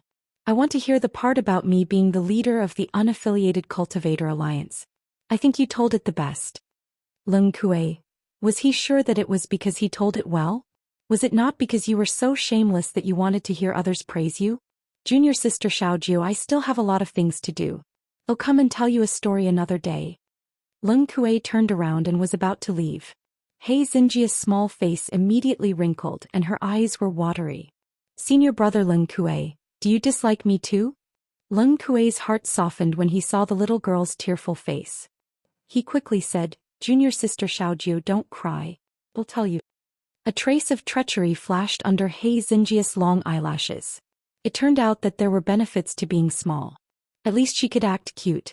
Leng Kui spoke until his throat was smoking. Only then did he leave He Xinjie's courtyard. Leng Kui made up his mind. He wouldn't come tomorrow no matter what. He was simply a tired fool. The next day, He Xinjia's door was packed with handymen and outer court disciples who wanted to carry this fellow around. He Xinjio held her small hands behind her back and swept her short legs around. In the end, she chose the most luxurious pole. After she sat on it, she happily began patrolling the mountain. He Xinjio sat on the pole. She held a spirit fruit in her hand and hummed a little tune. The king asked me to patrol the mountain. I walked around the world, beat my drums and beat my gongs. Life is full of rhythm. Her soft childlike voice sang a happy little tune. If one ignored the sullen expressions of the few pole-lifting disciples, everything would have been so wonderful. He Xinjio had a strong ability to adjust her mind. She had also come to an understanding. She did not care if she was a little bean or not. Happiness was the most important thing. Therefore, the disciples of the Killing Origin sect would see a pretty little girl being carried around and showing off every day. It had become a unique sight in the Killing Origin sect. He Xinjio was about to go out that morning to show off when she suddenly noticed that the sky had turned dark. She looked up and saw large dark clouds gathering. Oh my God, Wu Yun, is he going to strike her? He Xinjio was delighted at first, then her heart sank. If she had not become smaller, it would be a great thing for her to be struck by lightning. However, her small body could not withstand too much of the violent lightning. It was very likely that she would explode and die. Thinking of this, He Xinjia's eyes deepened. It seemed that the old bastard Tiandao had done it on purpose. He wanted to take advantage of this opportunity to kill her. He Xinjio walked to the door and dismissed the servants and disciples who were preparing to carry her to patrol the mountain. Then she thought of a countermeasure. Before He Xinjio could think of a solution, the sky had already turned completely dark. The immense pressure made it hard for people to breathe. Even the demonic beasts at the back of the mountains of the peaks hid in the caves. Master Xiahou and the others gathered at the meeting hall. Seeing such a strange scene, they were all shocked and bewildered. What was going on? Was it a heavenly punishment? Or was there a treasure that appeared?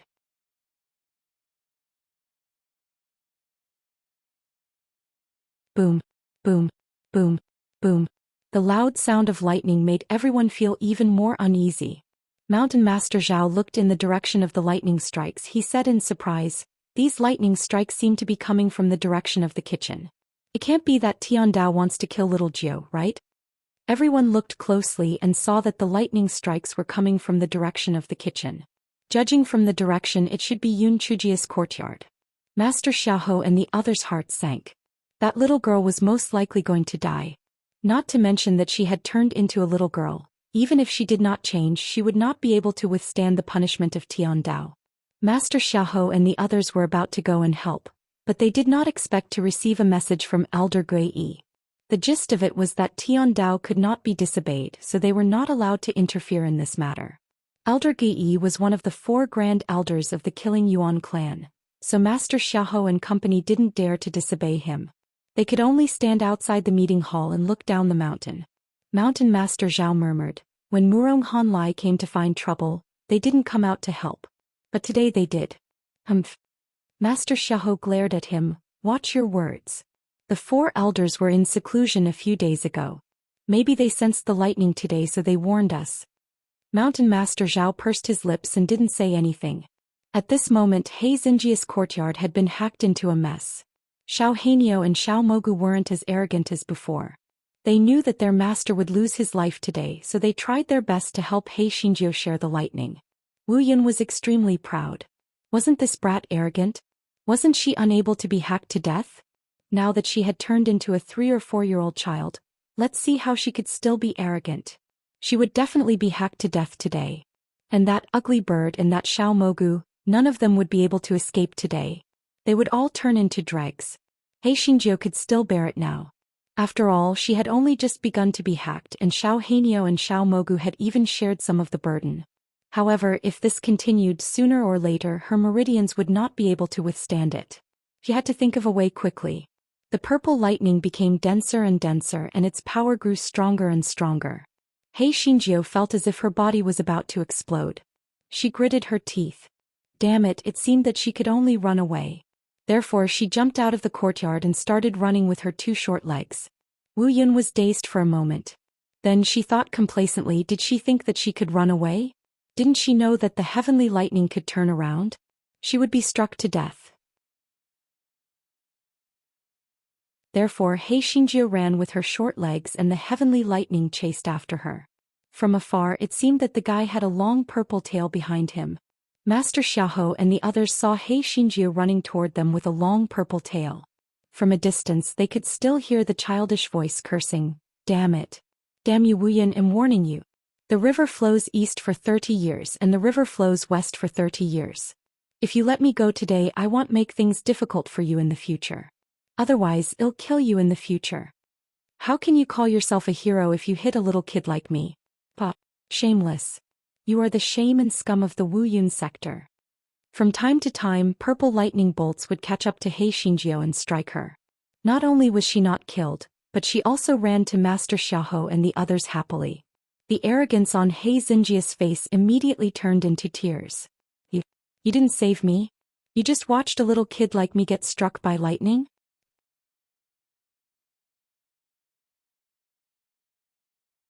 Master Xiaohou and company's faces were red. They wished they could find a hole to hide in. Mountain Master Zhao gritted his teeth. Fuck, I don't care about others. I can't stand it anymore. Mountain Master Zhao said as he jumped towards Hei Xinjiu and helped her cut off the long purple tail behind her. Seeing this, Master Xiaohou and company also made their moves. Hei Xinjiu finally had some time to breathe. However, this fellow knew that although Master Xiaohou and the others had higher spiritual power than her, they were not as freakish as her. They would not be able to hold on for long. Hei Xinjiu's eyes darted around. Suddenly, her eyes lit up and she shouted at Peak Master Lien, "Give me the jade token to enter the Earth Tower. Hurry up." Peak Master Lien was stunned by the murderous look on Hei Xinjiu's face. He subconsciously threw a jade token to Hei Xinjiu. Hei Xinjiu kept the jade token and rushed down the mountain. Soon, a long purple tail gathered behind her. Master Xiaohou and the others were dumbfounded. Why did she want the jade token of the Earth Tower? Could it be that she wanted to enter the Earth Tower to avoid the lightning? That's right. The Earth Tower was said to be a divine weapon. He should not be afraid of lightning. Peak Master Lien prayed in his heart that nothing would happen to his precious Earth Tower.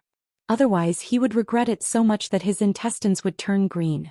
Due to the continuous lightning strikes, Hei Xinjiu could not ride on the chopping board, and it was impossible for her to ride a sword. Therefore she could only rely on her two short legs to run towards the Earth Peak. It was simply killing her. Hei Xinjiu cursed Xiao Hanyo as she ran. "You dumbass. What's the use of having wings? Can't you grow bigger and carry me on your back?" Xiao Hanyo, who was in the spirit beast bag, stared at the green bean-like eyes without saying a word. It also wanted to grow up quickly, alright? However, other than getting fatter and fatter, its wings did not seem to have grown much. Not to mention carrying its master with a black heart, even it could not fly high enough, alright? Fuck, there was no other phoenix that could be as sullen as it was. The people of the Yuan killing sect were all hiding in their respective dormitories. Occasionally, someone who was close to the roadside would see a scene that they would never forget for the rest of their lives. They saw a little girl who was 3 or 4 years old sprinting with her two short legs, followed by a string of purple lightning. From time to time, purple lightning would strike the little girl's body, but the little girl's speed was not affected at all. She continued sprinting. Everyone naturally knew who that little girl was. In the Shi Yuan sect there was only one little girl, and that was Yun Chujio, that troublemaker. Heavens, even the heavenly lightning could not kill her. And they still wanted to go against her? Heavens, they were simply out of their minds. However, from the looks of it, the heavenly lightning would not stop until she was dead. In the end she probably would not survive. Everyone's hearts were very complicated. Although they despised this troublemaker, they did not want her to be struck to death. They could only hope for her own good fortune. Hei Xinjiu felt as if all the meridians in her body were about to explode. The reason why she ran so fast was that she wanted to enter the Earth Tower as soon as possible to hide. Secondly, she wanted to release some of her spiritual power. Otherwise she would really explode and die. Master Curly Hair said that he wants you to release Dehua so that you can use up some of your spiritual power. Also, Dehua can help you resist for a while. Xiao Hanyo thought that Meng Yanche's suggestion was not very reliable, but he still relayed it to Hei Xinjiu. Hei Xinjiu did not have time to think about it, so she released a group of piglets of spiritual power to deal with the purple lightning behind her. Wu Yun saw He Xinjiu release a group of piglets of spiritual power, and the whole cloud trembled violently. Damn, it was hilarious.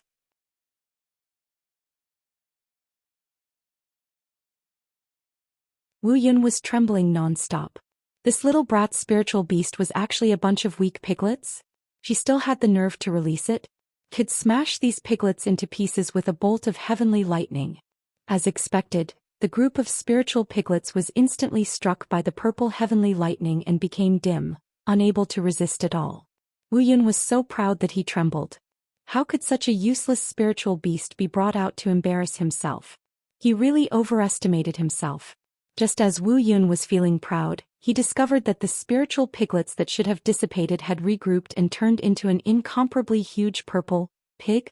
De Hua changed from his usual lazy appearance. Even his usually droopy big ears stood up. He opened his big mouth and bit down on the purple tail behind He Xinjiu. Wu Yun in the sky shook in disdain. Although this pig was a little strange, it had actually overestimated itself by devouring lightning. It was really a pig. It was too stupid.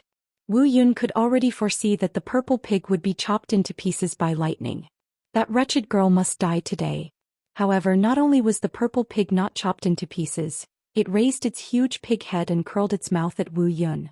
Its expression was the same as He Xinjiu's, arrogant and wanting to be beaten up. Wu Yun trembled again. This time it was angered. Damn it. It was too angry. Not only was that wretched girl detestable, her spiritual pet was also detestable. It did not expect her spiritual beast to be even more detestable. Wu Yun was so angry that it began to chop De Hua with a crackling sound. It now felt that De Hua was even more detestable than He Xinjiu. The moment it thought of being looked down upon by a pig, it instantly wanted to chop De Hua into a roasted pig. As the lightning had already struck De Hua, He Xinjiu was able to catch her breath for a moment. She panted heavily. Damn it, it had been a long time since she was in such a sorry state. When He Xinjiu turned around, De Hua's figure was already very dim. She hurriedly ran towards the earth peak. Boom. After a bolt of lightning, De Hua was finally chopped into nothingness. Wu Yun let out a breath of resentment and felt a little better. He continued to chop He Xinjiu, who was fiddling with her short legs. He Xinjiu curled her lips and released a group of piglets with spiritual power again. Wu Yun was stunned. Before he could recover, De Hua appeared again. De Hua raised its front hoof and shook it at Wu Yun. Wu Yun, fuck. This damn pig. If it didn't hack this pig to death today, it wouldn't be called Wu Yun. Unfortunately, Wu Yun forgot one important thing. As long as He Xinjiu had spiritual power, she could release De Hua infinitely. Therefore, Wu Yun had long forgotten her original intention. Instead of attacking He Xinjiu, she was competing with De Hua. De Hua was obviously infected by He Xinjiu. It could easily provoke Wu Yun's anger and attract the power of lightning to itself. He Xinjiu was slightly relieved, but she knew that she had to hurry to the Earth Tower. Every time she released De Hua, it would consume a large amount of her spiritual power. Although she had the power of lightning stored in the Guai Chao and the Black Bead, she needed time to refine it before the power of lightning could be converted into spiritual power that she could use. She would not be able to hold on for long. He Xinjiu ran wildly all the way until she finally saw the Earth Tower from afar. She was overjoyed and ran to the front of the Earth Tower. He Xinjiu quickly took out the jade token. Just as she was about to put the jade token into the groove of the Earth Tower disappeared with a swoosh. He Xinjiu, fuck. How could she play with it like that? She was going to kill her.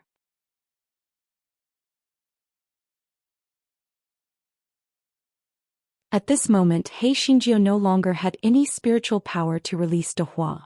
Bolts of lightning struck her body one after another. Wu Yun in the sky was very proud. This stinky girl had already exhausted all her tricks.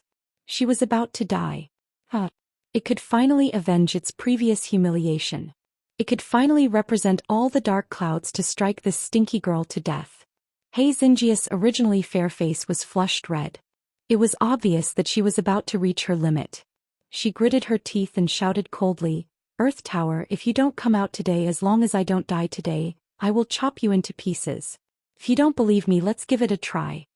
After Yun Chujia's harsh words were released, there was no movement. It was obvious that Earth Tower was not worried about He Xinjiu's threat. Damn it, Come out now. Otherwise, I'll pour dog blood on your tower and write bastard tower on it. However, the Earth Tower still did not appear. Yunchujie was discouraged.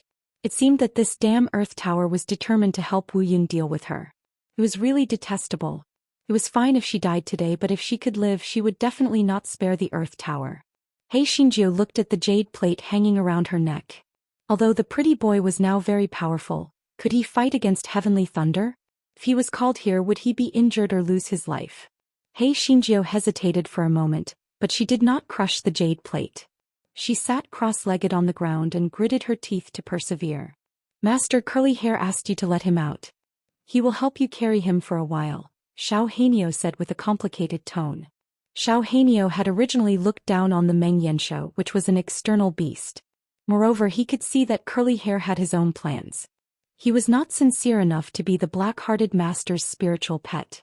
However, he did not expect that he would take the initiative to help his master resist the heavenly lightning today. It made him look at him in a new light. He Xingjiu quickly let the Meng Yanshou out and asked, Curly Hair, didn't you say that the heavenly lightning hurts? Meng Yanshou replied righteously, although it's very painful, you can't do anything to me. I can still help you withstand it for a while.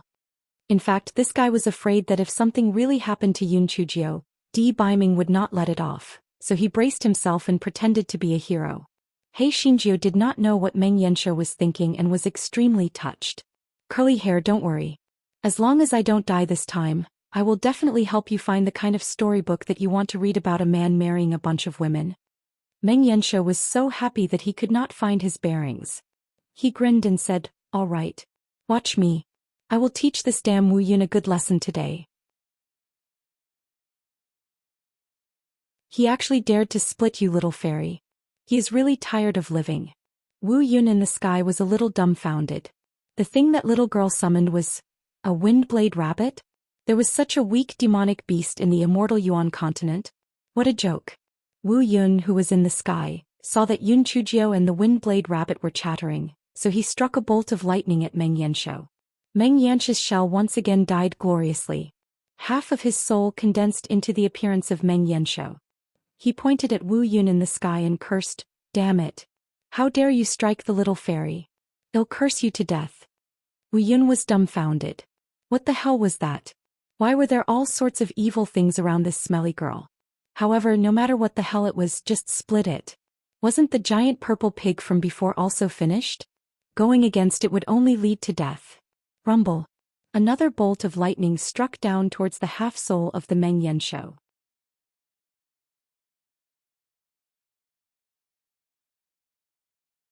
Meng Yanshou gritted his teeth in pain.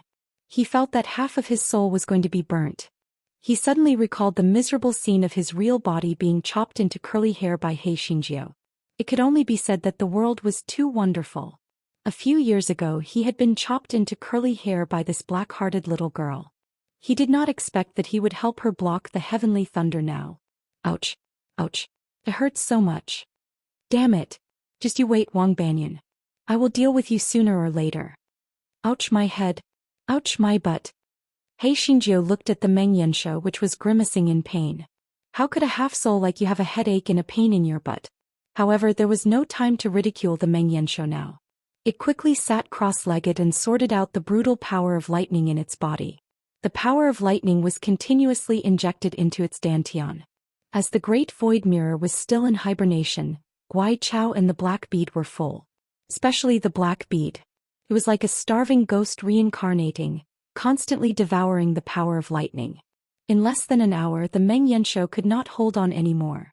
Although it was not afraid of being struck by lightning, it was still half a soul.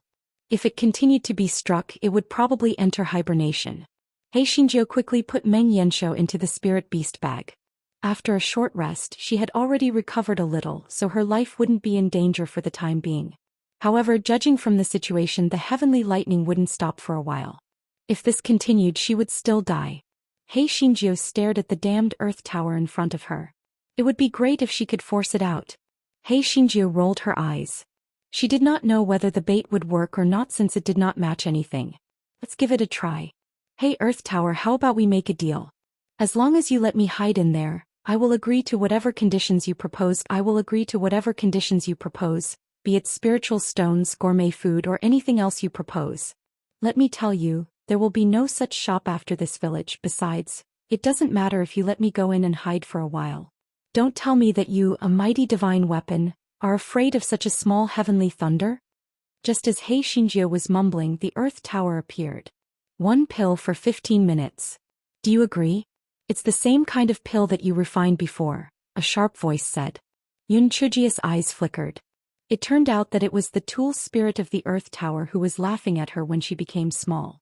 No wonder Qiling knew that she had a pill. I agree. Let me in. We have money and goods. Hei Xinjiu said happily. Bring the jade token in. Hei Xinjiu immediately put the jade token in the groove of the Earth Tower. The door of the Earth Tower opened. Hei Xinjiu waved her finger at Wu Yun in the sky. Silly Yun, I'm going in. You can play by yourself. Wu Yun was so angry that she kept twitching, and several bolts of lightning struck the Earth Tower. Unfortunately, the Earth Tower disappeared with a swoosh, and Wu Yun was so angry that she was smoking. She kept hacking at the place where the Earth Tower disappeared. When Hei Xinjiu regained her sight, she found that she was in a desert, and there were a few sand sea fox wolves staring at her. This guy had long been familiar with the trick, so he only beat the few sand sea fox wolves half to death. This way she could stay on this floor forever in case of greater danger. The high-pitched voice sounded, according to the agreement, give me 1 pill. Otherwise I'll send you out right now. I'll give you 2 pills.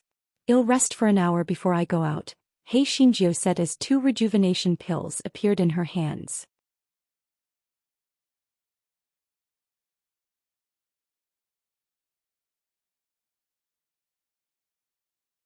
Otherwise, how could I have become like this? It's all your fault. Qiling of the Earth Tower said at the top of his voice. He originally wanted to become younger, but when he thought that Hei Xinjiu was much younger than him, he reckoned that 1 pill would not have any effect. Therefore he swallowed the 5 rejuvenation pills that Hei Xinjiu gave him, and then he had become like this. He simply did not want to live anymore. Hei Xinjiu finally stopped laughing. She kicked Qiling with her foot and Qiling was instantly sent tumbling several times. Hei Xinjiu laughed happily. You deserve it. This is karma. Don't you know that I'm a wild goose that has plucked feathers? How dare you try to extort me? If you had let me in earlier, would you have become like this?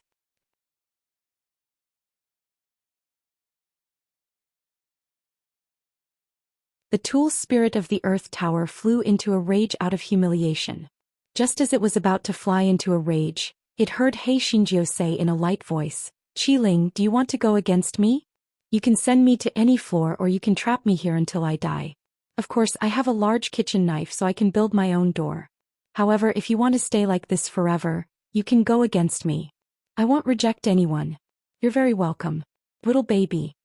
Qiling was so angry that he fainted. Damn it. Damn it. Too damn it. It knew that this damned girl wasn't someone to be trifled with. It shouldn't have made a deal with her for the sake of her old appearance. This was simply asking for the skin of a tiger. No, she was more ferocious than a tiger. When Qiling woke up, he found that damned girl sitting on a small stool eating. Eat, this good for nothing. She still wanted to eat at this time. Hey little baby, why are you staring at little sister? Do you want to eat too? Unfortunately, you only have 2 teeth. You can't eat these. Ha. Hei Xinjiu smiled brilliantly. She thought that she was miserable enough, but she didn't expect that the Qiling of the Earth Tower was even more miserable than her. She turned into a baby directly. Ha. Qiling gritted her teeth. Well, she could still bite 2 teeth. Hurry up and give me the antidote so that I can return to my original appearance. Otherwise, I won't forgive you. Yun Chuju looked at the Qiling as if she was looking at an idiot. First, your threat is ineffective against me. I'm worried about how to get in. I'm not worried about how to get out. I can use my kitchen knife to build a door at any time. Second, I don't have the antidote now. Do you think I won't eat it if I have it? Third, I hate it when people threaten me. If you know what's good for you, get lost. Miss, you haven't eaten your fill yet. Qiling couldn't do anything to Yun Chuju. If it could turn back time, it wouldn't have invited the wolf into the house. Finally, Hei Xinjiu was full, squatting beside Qiling. She poked Qiling's little face with her finger. Hey, you're still young. Hey, I'm not going to waste time with you. Give me all your treasures. I promise I'll send them to you after I've developed the antidote. Qiling would rather die than surrender in the beginning. However, He Xingjiu did not care if Qiling was a baby or not. She did not show any mercy when she attacked Qiling, and Qiling quickly gave up. Qiling took out a bunch of defensive spirit tools and gave them to He Xingjiu. However, He Xingjiu now felt that these defensive spirit tools were of little use, so she took care of Qiling again. Qiling could only give He Xingjiu a jade token and a sheepskin scroll before He Xingjiu reluctantly let Qiling go.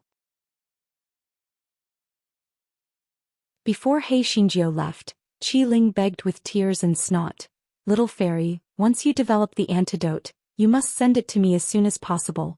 Don't worry. I will definitely miss you," He Xingjiu said with a smile.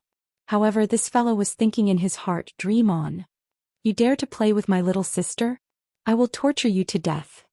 When He Xingjiu was teleported out of the Earth Tower, it was already sunny outside and the sky was clear.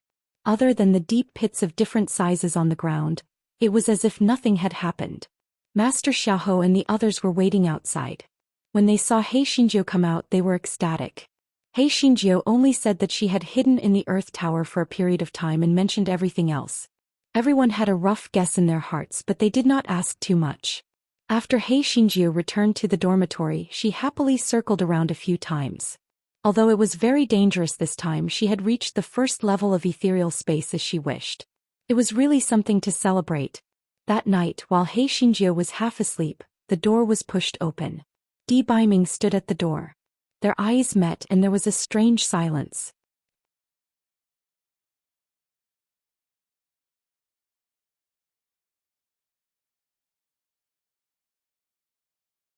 "Didn't I tell you that Sister Xiaojiu is in seclusion? Since Xiaojiu went into seclusion, what's with the deep pit outside?" Although Di Baiming felt that interrogating a little girl was a little inappropriate, this matter was really strange. He had to get to the bottom of it. He Xingjiu blinked her eyes and said, "Those deep pits were struck by lightning. I don't know what happened to them. They were struck for a long time during the day. Not only this courtyard was struck, many places were also struck. If you don't believe me, you can go and take a look." Di Baiming saw that the little girl was very calm and did not seem to be lying. He thought to himself, maybe it was just a coincidence. These lightning bolts were not specially struck by little Jiu. Although Di Baiming still felt that something was not right, he would never dream that his little wife would turn into a cute little girl. Therefore, Di Baiming frowned and left the house again.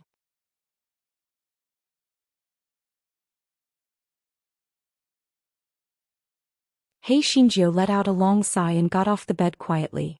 She looked out through the crack of the door and saw that Di Baiming did not leave. He just stood in the yard and looked at the deep pits in silence. Although He Xingjiu wanted to throw herself into Di Baiming's arms and cry, she still pouted and returned to the bed with her head drooping. Anyway, the gigolo couldn't get into the Earth Tower, so he would leave soon. She would make it up to him after she found the antidote. What He Xingjiu didn't know was that when she got back to bed, a windblade rabbit jumped out of the flower bush sneakily. Needless to say, this windblade rabbit was Meng Yanshou. In the evening, it said that it wanted to take a walk outside. Yun Chujio agreed because it had done a meritorious deed today. Anyway, it would not die, so she was not afraid of any danger. Meng Yanshou, this pervert, dug a hole in the flower bush in the yard and sneaked to the next room to watch the female servant take a bath. Just as it sneaked back, it saw the venerable one. It felt that this was a great opportunity for it to flatter, so it said flatteringly, "Venerable one, something big has happened. The little girl in the house is the little fairy. She has taken the wrong medicine." Di Baiming, what exactly happened? Meng Yanshou explained everything in detail and then said with a grin, "Your Majesty, I have said it before. I am with the little fairy and my heart is with you. As your beast, I am absolutely loyal to you." Di Baiming did not speak for a long time. He felt that there were no words to describe his current mood. He felt heartache, blame, worry, and some inexplicable grievances. Although the little wife could see but not eat, no matter what, she could still kiss and touch before, but now she had become a little girl. He was not a beast, so how could he do it? Meng Yanshou looked at Di Baiming's appearance and secretly sighed with sympathy. "Poor lord, you haven't eaten anything yet. You're just like me, a virgin chicken. How pitiful."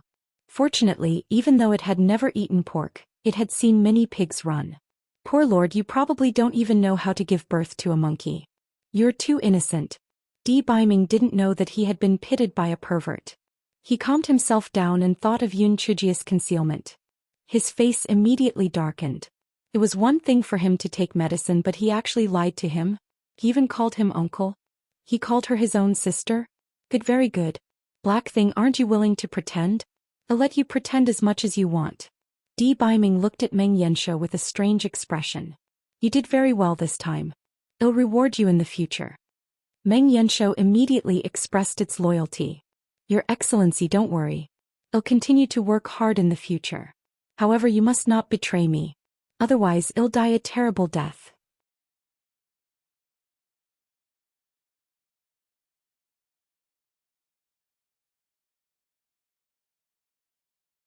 Di Baiming was boiling with anger, but he didn't get angry. Instead, he smiled and asked, "What's your name?" He Xingjiu didn't expect Di Baiming to change the topic. He was stunned. This guy was useless at naming. In a moment of desperation, he didn't know what his name should be. His eyes began to secretly poke at the things around him, trying to come up with a fake name. Kettle? A water cup? Tea bowl? A table? A chair? Even that was not possible. Why was it so difficult to come up with a name? What? Don't tell me you don't even know your own name? I see that although you are young, you are very eloquent. How could you not even remember your name? Could there be another reason behind it? Di Baiming took a few steps forward. A sarcastic look flashed across his deep eyes. He Xingjiu suddenly felt that she had been seen through. She comforted herself that it was impossible. This matter was really unbelievable. Even she herself did not believe it, let alone the gigolo. He must have just suspected the identity of the little girl. He did not expect it to be her. It must be like this. It's not that I can't remember my name. It's because my name is not pleasant to the ear. I'm embarrassed to say it, He Xingjiu said in a hurry. Oh, then what's your name? My name is Xiaohua. Yes, my name is Xiaohua. Isn't it too old-fashioned? I actually have a name similar to Sister Xiaojiu's spiritual beast, so I'm too embarrassed to say it. He Xingjiu pretended to be very embarrassed as she said. This fellow gave her a 360-degree like without any blind spots.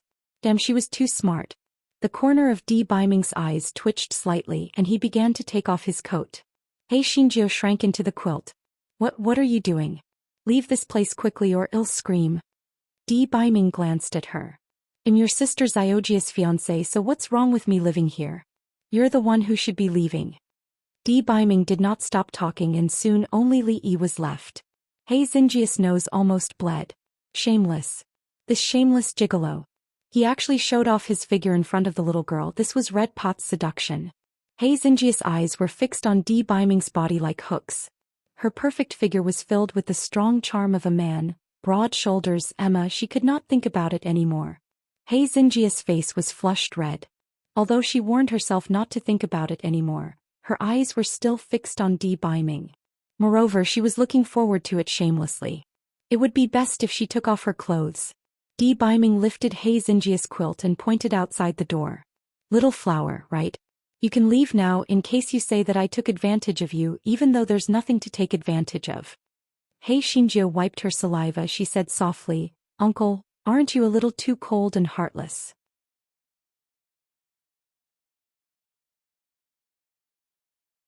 Where do you want me to go in the middle of the night? Forget it, I'll reluctantly sleep in the same bed with you. If you dare to have bad intentions towards me, I'll bite you to death. He Xingjiu said, afraid that Di Baiming would really throw her out. She quickly wrapped herself in the quilt and lay on the inside of the bed. Di Baiming chuckled. He picked up He Xingjiu's collar as if he was picking up a chicken. He picked her up and placed her on the ground. Little thing, you've made a mistake. This is my fiancé's bed. So, I'm not asking for your permission, but you're asking for my permission.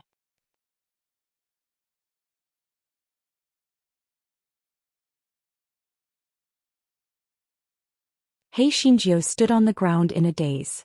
She saw Di Baiming occupying her bed openly while she stood alone on the ground like a fool. What?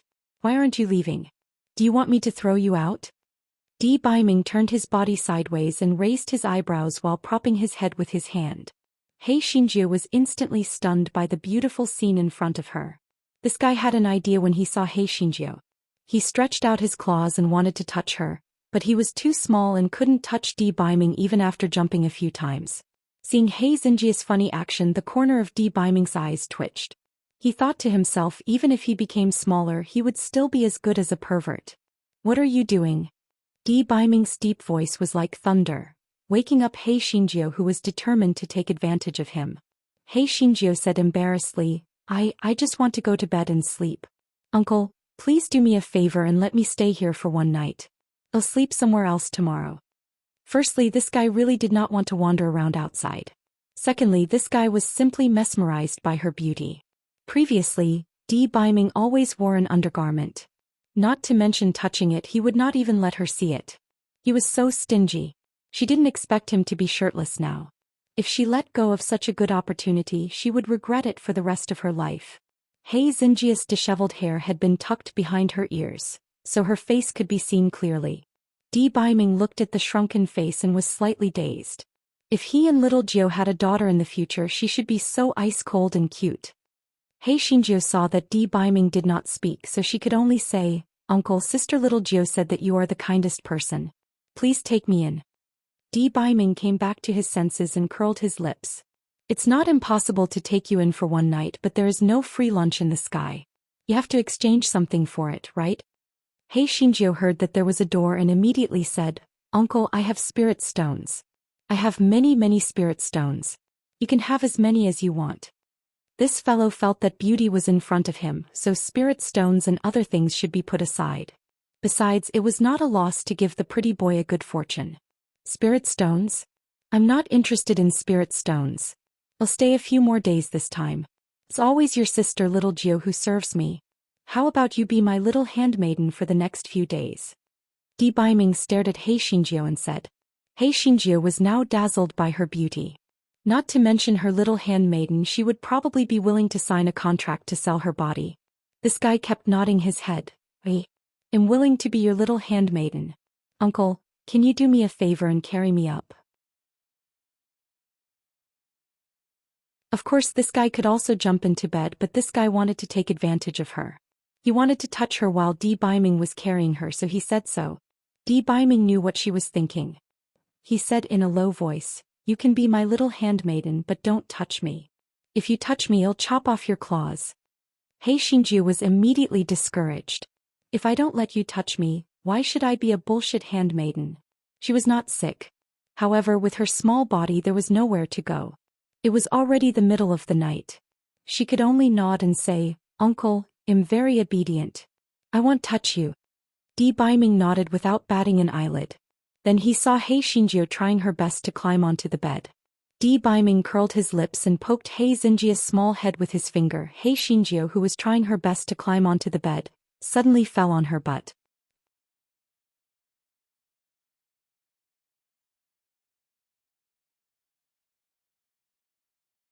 He Xinjiu, Gigolo, you're bullying a 3 or 4-year-old girl. Aren't you afraid of being struck by lightning? Boom. A bolt of lightning struck the roof. Fortunately, the house was still quite sturdy.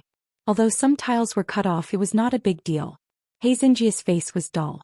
Could it be that her jinx skill was also useful in the immortal Yuan continent? Di Biming looked at He Xinjia's stunned expression and his eyes flashed.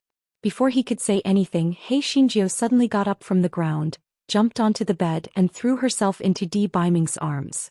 Uncle Xiaohua is most afraid of thunder. It scared me to death. He Xinjiu took the opportunity to touch him a few times with her small claws. This fellow felt that he was too smart. Di Biming glanced at the small claws that were caressing his body. He gritted his teeth and said, Little thing, do you want me to chop off your claws? He Xinjiu reluctantly let go of his hand and rolled to the inside of the bed. She said weakly, I'm just too afraid of thunder. Sorry, uncle. Good night. After saying that, this guy hid his head under the quilt, afraid that Di Biming would seek revenge on her. Di Biming's eyes darkened and he did not speak. There was still a long way to go. Let's see how long you can pretend. The next morning, He Xinjiu opened her eyes and stretched. Then she realized that Di Biming was lying next to her. She saw that Di Biming's eyes were closed and he did not seem to have woken up. The blanket was placed on his waist, revealing his muscular upper body. This guy was immediately tempted to move. The moment the evil claws reached out, Di Biming's eyes opened. He looked at He Xinjiu coldly, Little thing, what are you going to do? Hei Xinjiu retracted her claws embarrassedly. Uncle, I want to cover you with the quilt. I'm afraid that you'll catch a cold. Since you're awake, I'll go and prepare some face-washing water and breakfast for you. After Hei Xinjiu said that, she was afraid that Di Biming would not let her go.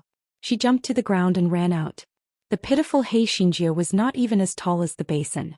She could only stand on the small stool to help Di Biming wash his face. Then she helped Di Biming prepare breakfast. This guy wanted to tell the truth for a moment, but he thought that Di Biming would laugh at her if he knew the truth. He might even blame her for taking the medicine, so he decided to endure it. This guy comforted himself. Maybe the gigolo would leave soon, and she would be able to return to normal the next time they met. Di Biming looked at Hei Xinjiu, who was struggling to eat the big bun, and the corner of his eyes twitched. The bun was almost as big as her face. Hei Xinjiu ate more than half of the bun and stood on the chair to serve porridge. She did not expect that her center of gravity was unstable and she almost fell into the porridge pot. Di Biming was quick-witted. He picked up Hei Xinjiu and said angrily, "Can't you be more careful? Wouldn't you tell me if you want to eat porridge?" Hei Xinjiu blinked her eyes and pursed her lips, not making a sound. Di Biming looked at Hei Xinjiu, whose eyes were already filled with tears, and he suddenly felt terrible. He hated Hei Xinjiu for not telling the truth, and he hated himself for being childish and reckless. The room immediately sank into a low atmosphere. Even the nightmare beast reading the script outside the courtyard trembled in fear. This was bad. That little girl with a black heart had angered the Honorable Sir again. Di Biming took a deep breath and placed Hei Xinjiu on the chair. Then he helped her to get a bowl of porridge. Hei Xinjiu said sullenly, "Thank you, uncle. You're really a good person." Di Biming.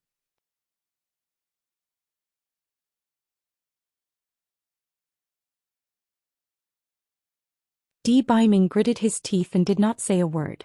After breakfast, Hei Xinjiu was about to clean up the table when Di Biming snorted, "Go in and fold the quilt first."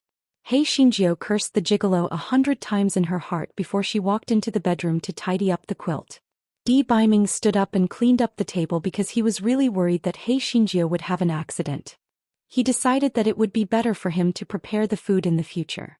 Hei Xinjiu naturally did not know what Di Biming was thinking. She thought that Di Biming was deliberately torturing her because he was most worried about folding the quilt. Because she was too small, there was no way for her to flatten the quilt, so she had not folded the quilt recently. When Di Biming walked into the bedroom, he saw Hei Xinjiu pouting and a mess of quilts. Di Biming said in a low voice, "Little thing, you can't do anything well. Why do I need a maid like you?" Hei Xinjiu blinked and said, "Uncle, who said that I can't do anything well? I know how to massage my legs and shoulders. I also know how to tell stories." Di Biming automatically ignored the first two items. He raised his eyebrows and asked, "Tell stories? Come to the yard and tell me a story now." After saying that, Di Biming turned around and left the house. He frowned and looked at the messy courtyard. Just when he was about to clean it up, he heard the footsteps of many people outside. "Junior Sister Yun, we are here to take you for a walk." "Junior Sister Yun, have you had breakfast? I brought you warm porridge and steamed buns from the canteen." "Junior Sister Yun, we have also prepared snacks and spiritual fruits for you to eat while you are strolling." Hei Xinjiu dashed out of the house and looked at Di Biming, who seemed to be smiling. She laughed dryly and said, "Well, my full name is Yun Xiaohua, so they call me Junior Sister Yun." Di Biming did not expose her. Instead, he pointed at the deep pit on the ground and said, "Let those idiots come in and clean up the yard." After saying that, Di Biming turned around and walked into the house, leaving Hei Xinjiu, who was very nervous. Did the pretty boy find out or not? Could he have found out it was her and deliberately made fun of her? The more Hei Xinjiu thought about it, the more likely it was. She suddenly felt that her future was bleak. This guy immediately vented his anger on the servants and disciples outside. He opened the door with a gloomy face. "Why are you screaming so early in the morning?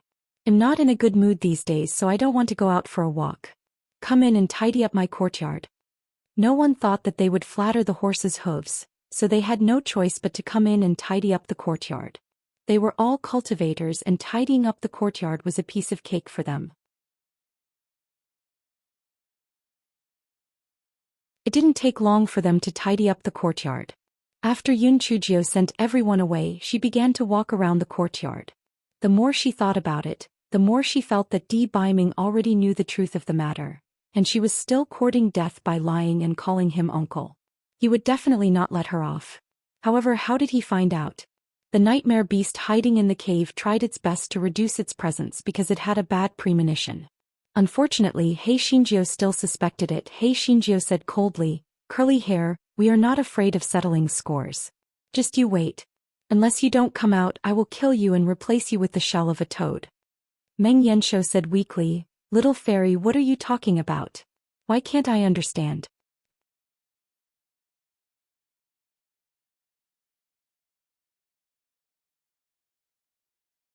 Yun Chujio sneered, "Stop pretending. Just you wait. I won't forgive you." Meng Yanshou didn't dare to say anything. It decided to stay in the cave for the next few days. It could sneak a peek at the female servants bathing anyway. Although they didn't look good, it was better than nothing. After Hei Shinjio threatened Meng Yanshou, she sat on the stone bench and swayed her short legs, thinking about how to face Di Baiming. She would definitely be scolded. And maybe the gigolo would beat her up. After all, the gigolo had a criminal record and once beat her little butt. The more he thought about it, the more scared he became. In the end, he decided to go to the Earth Tower to hide and wait for Di Baiming to calm down before coming out. Therefore, he sneaked towards the courtyard door. Just as she was about to leave, Di Baiming said coldly, "Yun Xiaohua, where are you going?" Hei Shinjio had nothing to live for. Yun Xiaohua? What a joke. She thought that she had lied to the gigolo, but in the end he was just playing with her. Hei Shinjio turned around and said timidly, "Idol, I was wrong. I shouldn't have lied to you, but I was afraid that you would scold me, so I lied." Hei Shinjio lowered her head and tugged at the corner of her clothes, looking like an obedient baby. Di Baiming snorted coldly, "Weren't you acting well before? Why did you stop acting? Continue acting." Hei Shinjio laughed dryly, "My idol, nothing can escape your sharp eyes. Since you have already discovered it, I won't act anymore." Di Baiming did not say anything and walked towards Hei Shinjio. Hei Xinjia's heart immediately sank. Oh no. The gigolo was definitely going to teach her a lesson. He might really want to spank her. What should she do? The gigolo wanted to run, but she knew that she could not escape from Di Baiming's grasp. She could only look at Di Baiming nervously. Di Baiming walked in front of her but did not teach her a lesson. Instead, he grabbed her by the collar and placed her on the stone table. This way their gazes would be parallel. Hei Shinjio was so guilty that she did not dare to look into Di Baiming's deep eyes. Just as she was thinking about how to remedy the situation, she heard Di Baiming say coldly, "Tell me, why did you call me uncle and call yourself sister? If your explanation satisfies me, I will spare you. Otherwise, Icheng." Hei Shinjio had never dreamed that Di Baiming would be angry not because she had taken the wrong medicine, but because of the problem between uncle and sister. She had been spouting nonsense subconsciously. How could she have thought so much about it? Now how could she explain it? Well, it was just a slip of the tongue. "My Prince Charming, you will always be the most handsome and youngest in my heart. You are not my uncle, you are my brother." Hei Shinjio finished her sentence and saw that Di Baiming's face was still gloomy. This guy was shameless. She gritted her teeth and said, "If you are really angry, you can call me grandma or grandmother. That way we will be even." Di Baiming. Hei Shinjio saw that Di Baiming's face was even gloomier. Only then did she realize that she seemed to have made a fool of herself. She hugged Di Baiming's neck and said sweetly, "Brother Baiming, brother husband, brother lover, don't be angry. It's my fault. It's all my fault. I shouldn't have taken the medicine carelessly, I shouldn't have lied to you, and I shouldn't have called you uncle. Dear brother Ming, please forgive me." Meng Yanshou, who was in the cave, almost vomited when he heard Hei Xinjia's mushy words. No wonder the 10,000-year-old single dog was taken by this little girl. This shameless strength was simply invincible.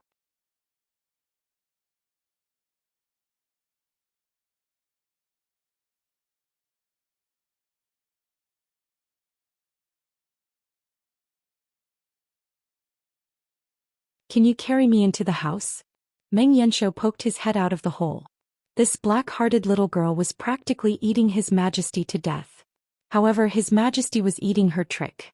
It was like seeing a ghost. Di Baiming looked at Hei Shinjio, who was eating the spirit fruit, and asked, "Little Jio, Where were you teleported to after we came out of the tunnel? Don't mention it. It was simply too unlucky. I was teleported to the land of the demon ancestor. If I hadn't pretended to be a flower addict, I would have been dead for sure. That damn AOG still wanted to make me a side concubine of the crown prince. Bah! Didn't he look at himself in the mirror and see how cowardly he was? He still wanted to marry me? In your dreams. Hei Shinjio had finished her sentence. This guy knew that he was going to be bald. He regretted it so much that his intestines turned green. Why would her IQ go offline in front of a gigolo? She had already expected D. Biming to be furious and jealous. She looked at D. Biming timidly. To her surprise, D. Biming's expression was normal. He did not have any intention of getting angry. Instead, he said indifferently, "Is there such a thing? Anyway, I have nothing to do. Tell me more about it."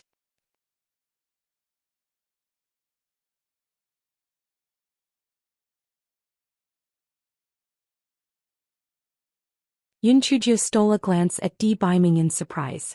Seeing that he did not look angry, she told him what had happened. Hei Shinjio looked at D. Biming nervously and said weakly, "Prince Charming, aren't you angry?" D. Biming's lips curled up slightly and he looked at her with deep eyes. "Why? Do you want me to be angry?" Hei Shinjio quickly shook her head like a rattle drum. "Of course I don't want you to be angry. Everything I said to AOG was a lie. I was just trying to survive." D. Biming nodded indiscernibly and did not say anything. Although D. Biming was as usual, Hei Shinjio somehow felt a little guilty and quickly changed the topic. "Prince Charming, I said that I was going into closed-door cultivation. Why did you come here anyway?" D. Biming glanced at her indifferently. "With your personality, how could you go into closed-door cultivation? I thought something must have happened, so I came to take a look." Hei Shinjio laughed dryly. "Prince Charming is wise. Nothing can be hidden from you." In the next few days, D. Biming raised Hei Shinjio like a daughter. Because he felt sorry for her small arms and legs, he took care of all the big and small matters. Hei Shinjio only cared about eating, drinking, and having fun. She was so beautiful. D. Biming originally wanted to stay for a few more days, but he did not expect that after receiving a voice transmission talisman from Shui Wuji. His face immediately darkened. "Little Jiu, I have to go. Your current situation is special. Stay in the Yuan killing sect obediently. Don't go anywhere, do you hear me?" Yun Chujio knew something was wrong when she saw D. Biming's expression. She nodded obediently. "Prince Charming, don't worry. I will cultivate well. I won't cause any trouble." D. Biming glanced at the Meng Yensho and the flowers. The Meng Yensho quickly expressed its loyalty and said, "My lord, don't worry. I will protect the little fairy." D. Biming reminded Yun Chujio a few more words before he left in a hurry. Yun Chujio frowned. What exactly happened? However, since D. Biming did not tell her, she knew better and did not ask. She could not help anyway. It would be good if she did not cause any trouble. Yun Chujio was stunned for a moment, then she turned her gaze towards Meng Yensho, who was trying to reduce its presence. "Curly hair, come little sister, will change your shell. Do you want the shell of a toad or a big spider?" Meng Yensho slipped into the hole. What a joke, what she said was even worse than this windblade rabbit. At least this shell could dig holes. Peeking and bathing was the most convenient. Yun Chujio did not really want to punish Meng Yensho, so she cursed a few times and left it alone. This fellow felt that the most important thing now was to develop the antidote. She did not want to be a little girl all the time. She still wanted to give birth to a monkey for the pretty boy.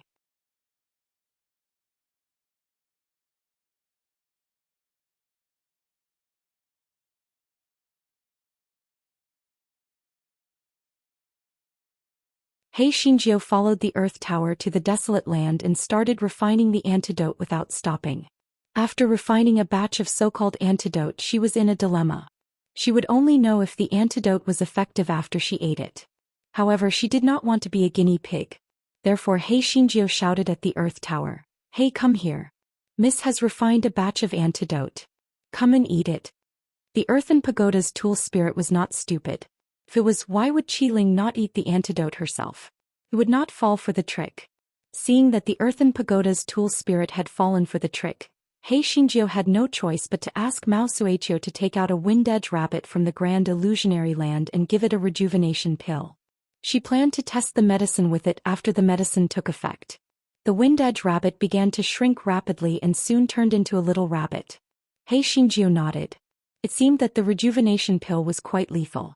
Whether it was a human, an artifact spirit, or a demon beast, it would shrink after eating it. Hei Xingjiu fed the so-called antidote to the little rabbit. The little rabbit's body grew a little bigger, but its fur also began to grow crazily. Even its eyelashes grew half a foot long. Hei Xingjiu, the formula definitely wouldn't work. Otherwise, wouldn't she become a monkey after eating it? However, the long-haired rabbit could be kept to knit a sweater for Mao Qiu, because its fur would continue to grow after it was cut off. There was simply no end to it. Hei Xingjiu quickly changed the formula. After refining another batch of pills, she asked Mao Qiu to produce another Wind Edge rabbit. She fed the Wind Blade rabbit a rejuvenation pill first and then an antidote. Hei Xingjiu saw that the Wind Blade rabbit had returned to its original size. Just as she was about to celebrate the success of the antidote, she noticed that the Wind Blade rabbit was still growing. In the end, it turned into a 6-foot-long giant rabbit. Hei Xingjiu touched her nose. The antidote didn't work either. If she ate it, wouldn't she become a giant? How could she have sex with a gigolo then? After that, Hei Xingjiu refined the antidote repeatedly. The Wind Blade rabbit that ate her antidote was considered to have 8 lifetimes of bad luck. Some became a long-haired monster, some became a giant rabbit, some became a 2-headed monster, some became a 5-legged monster, and some coughed and became a eunuch rabbit. Hei Xingjiu looked at the mess of rabbits on the ground and wanted to cry, but no tears came out. The Earth Tower tool Qiling was even more discouraged. This black-hearted brat was simply fooling around. Could someone like her develop an antidote? To say the least, she did not dare to eat the antidote she developed.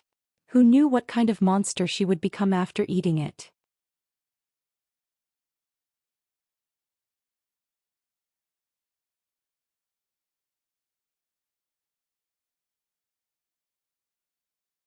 The matter of the rabbits was not Yun Chujia's original intention. She had asked Mao Qiu to keep the modified rabbits into the Great Void Mystic Realm. She did not expect that Mao Qiu would not be able to keep a few of them no matter how many times she kept them. Hei Xingjiu was in a dilemma. She decided to kill them. She could not bear to do so. Furthermore, Meng Yanshou was begging for mercy from the side.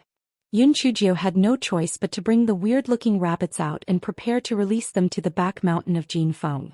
Peak Master Lien, who had hurried over, stared at the messy rabbits behind Hei Xingjiu with his eyes wide open. Heavens, what were these things?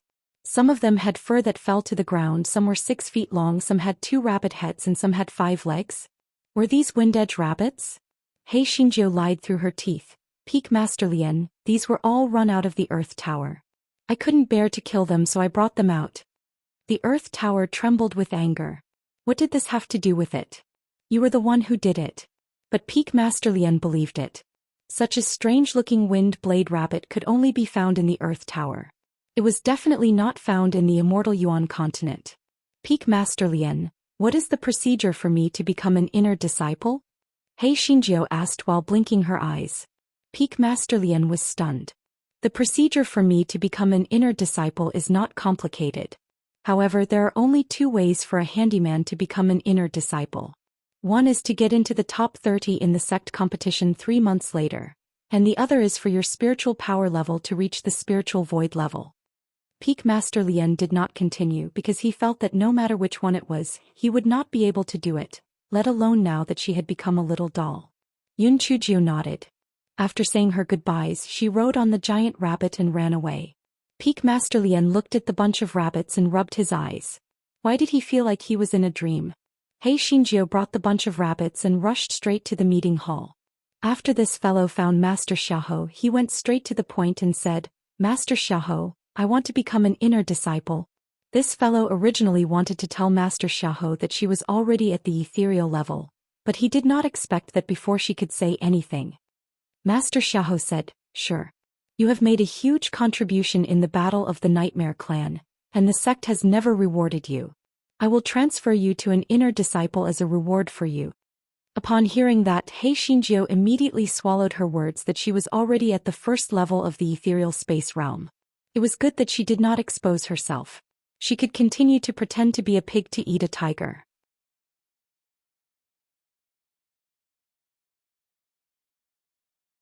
After thanking Master Xiahou, He Xinjiu rode the giant rabbit and strolled to the dormitory. Many disciples who were watching the show had gathered outside the meeting hall. They were pointing at He Xinjiu's group of weird-looking rabbits. Damn, are those all rabbits? I've never seen such weird-looking rabbits before. What's so weird about that? Yun Chujio turned into a baby when she came out of the Earth Tower last time. I guess these Windblade rabbits must have suffered the same fate as her. You're right. It seems that Yun Chujio is quite lucky. Otherwise, if she turned into 2 heads and 5 legs, she wouldn't be able to see anyone. He Xinjiu sat on the giant rabbit and listened to the discussions of these people. She was so angry that she rushed into the crowd with a bunch of rabbits. The disciples quickly spread out. One of them, with a sharp nose, threw a palm at the 2-headed rabbit. He felt that although these rabbits were strange-looking, they were only level 1 Windblade rabbits. He could kill them with his little finger, not to mention this palm.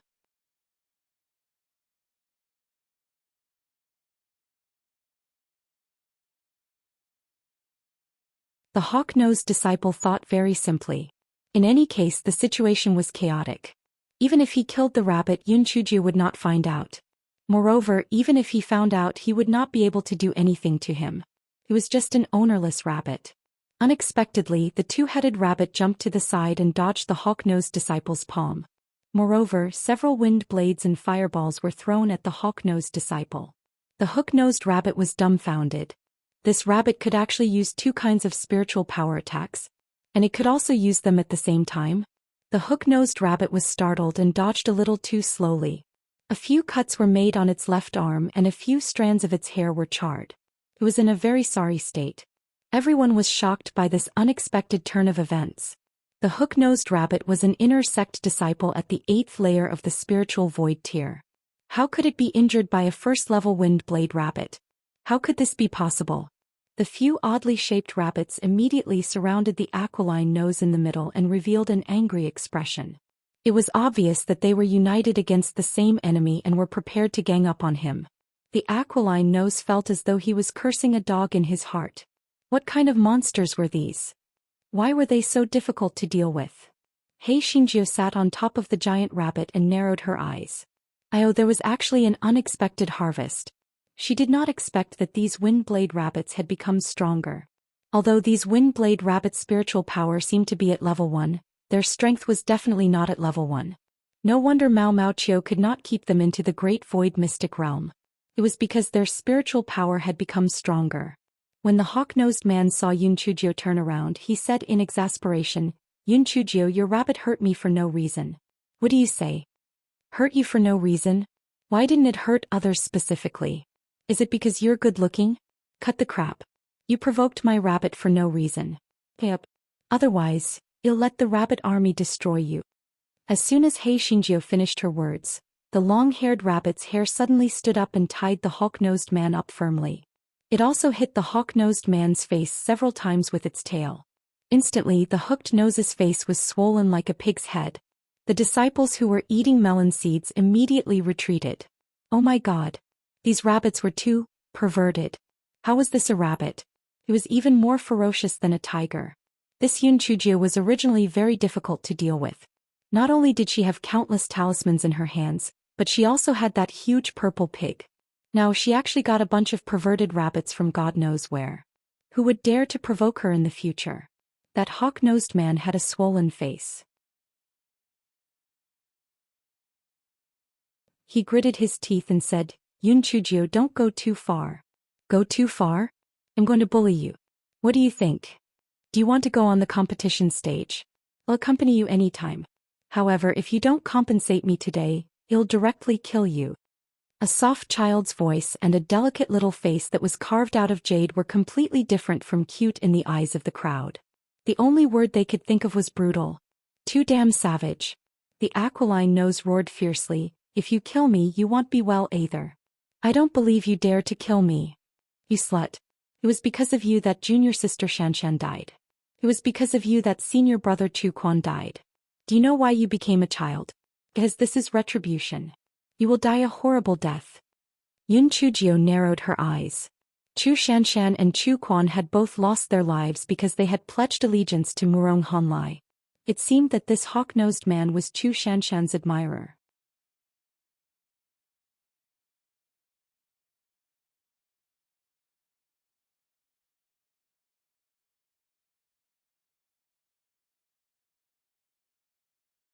He Xinjiu could not come up with a conclusion even after researching for a long time.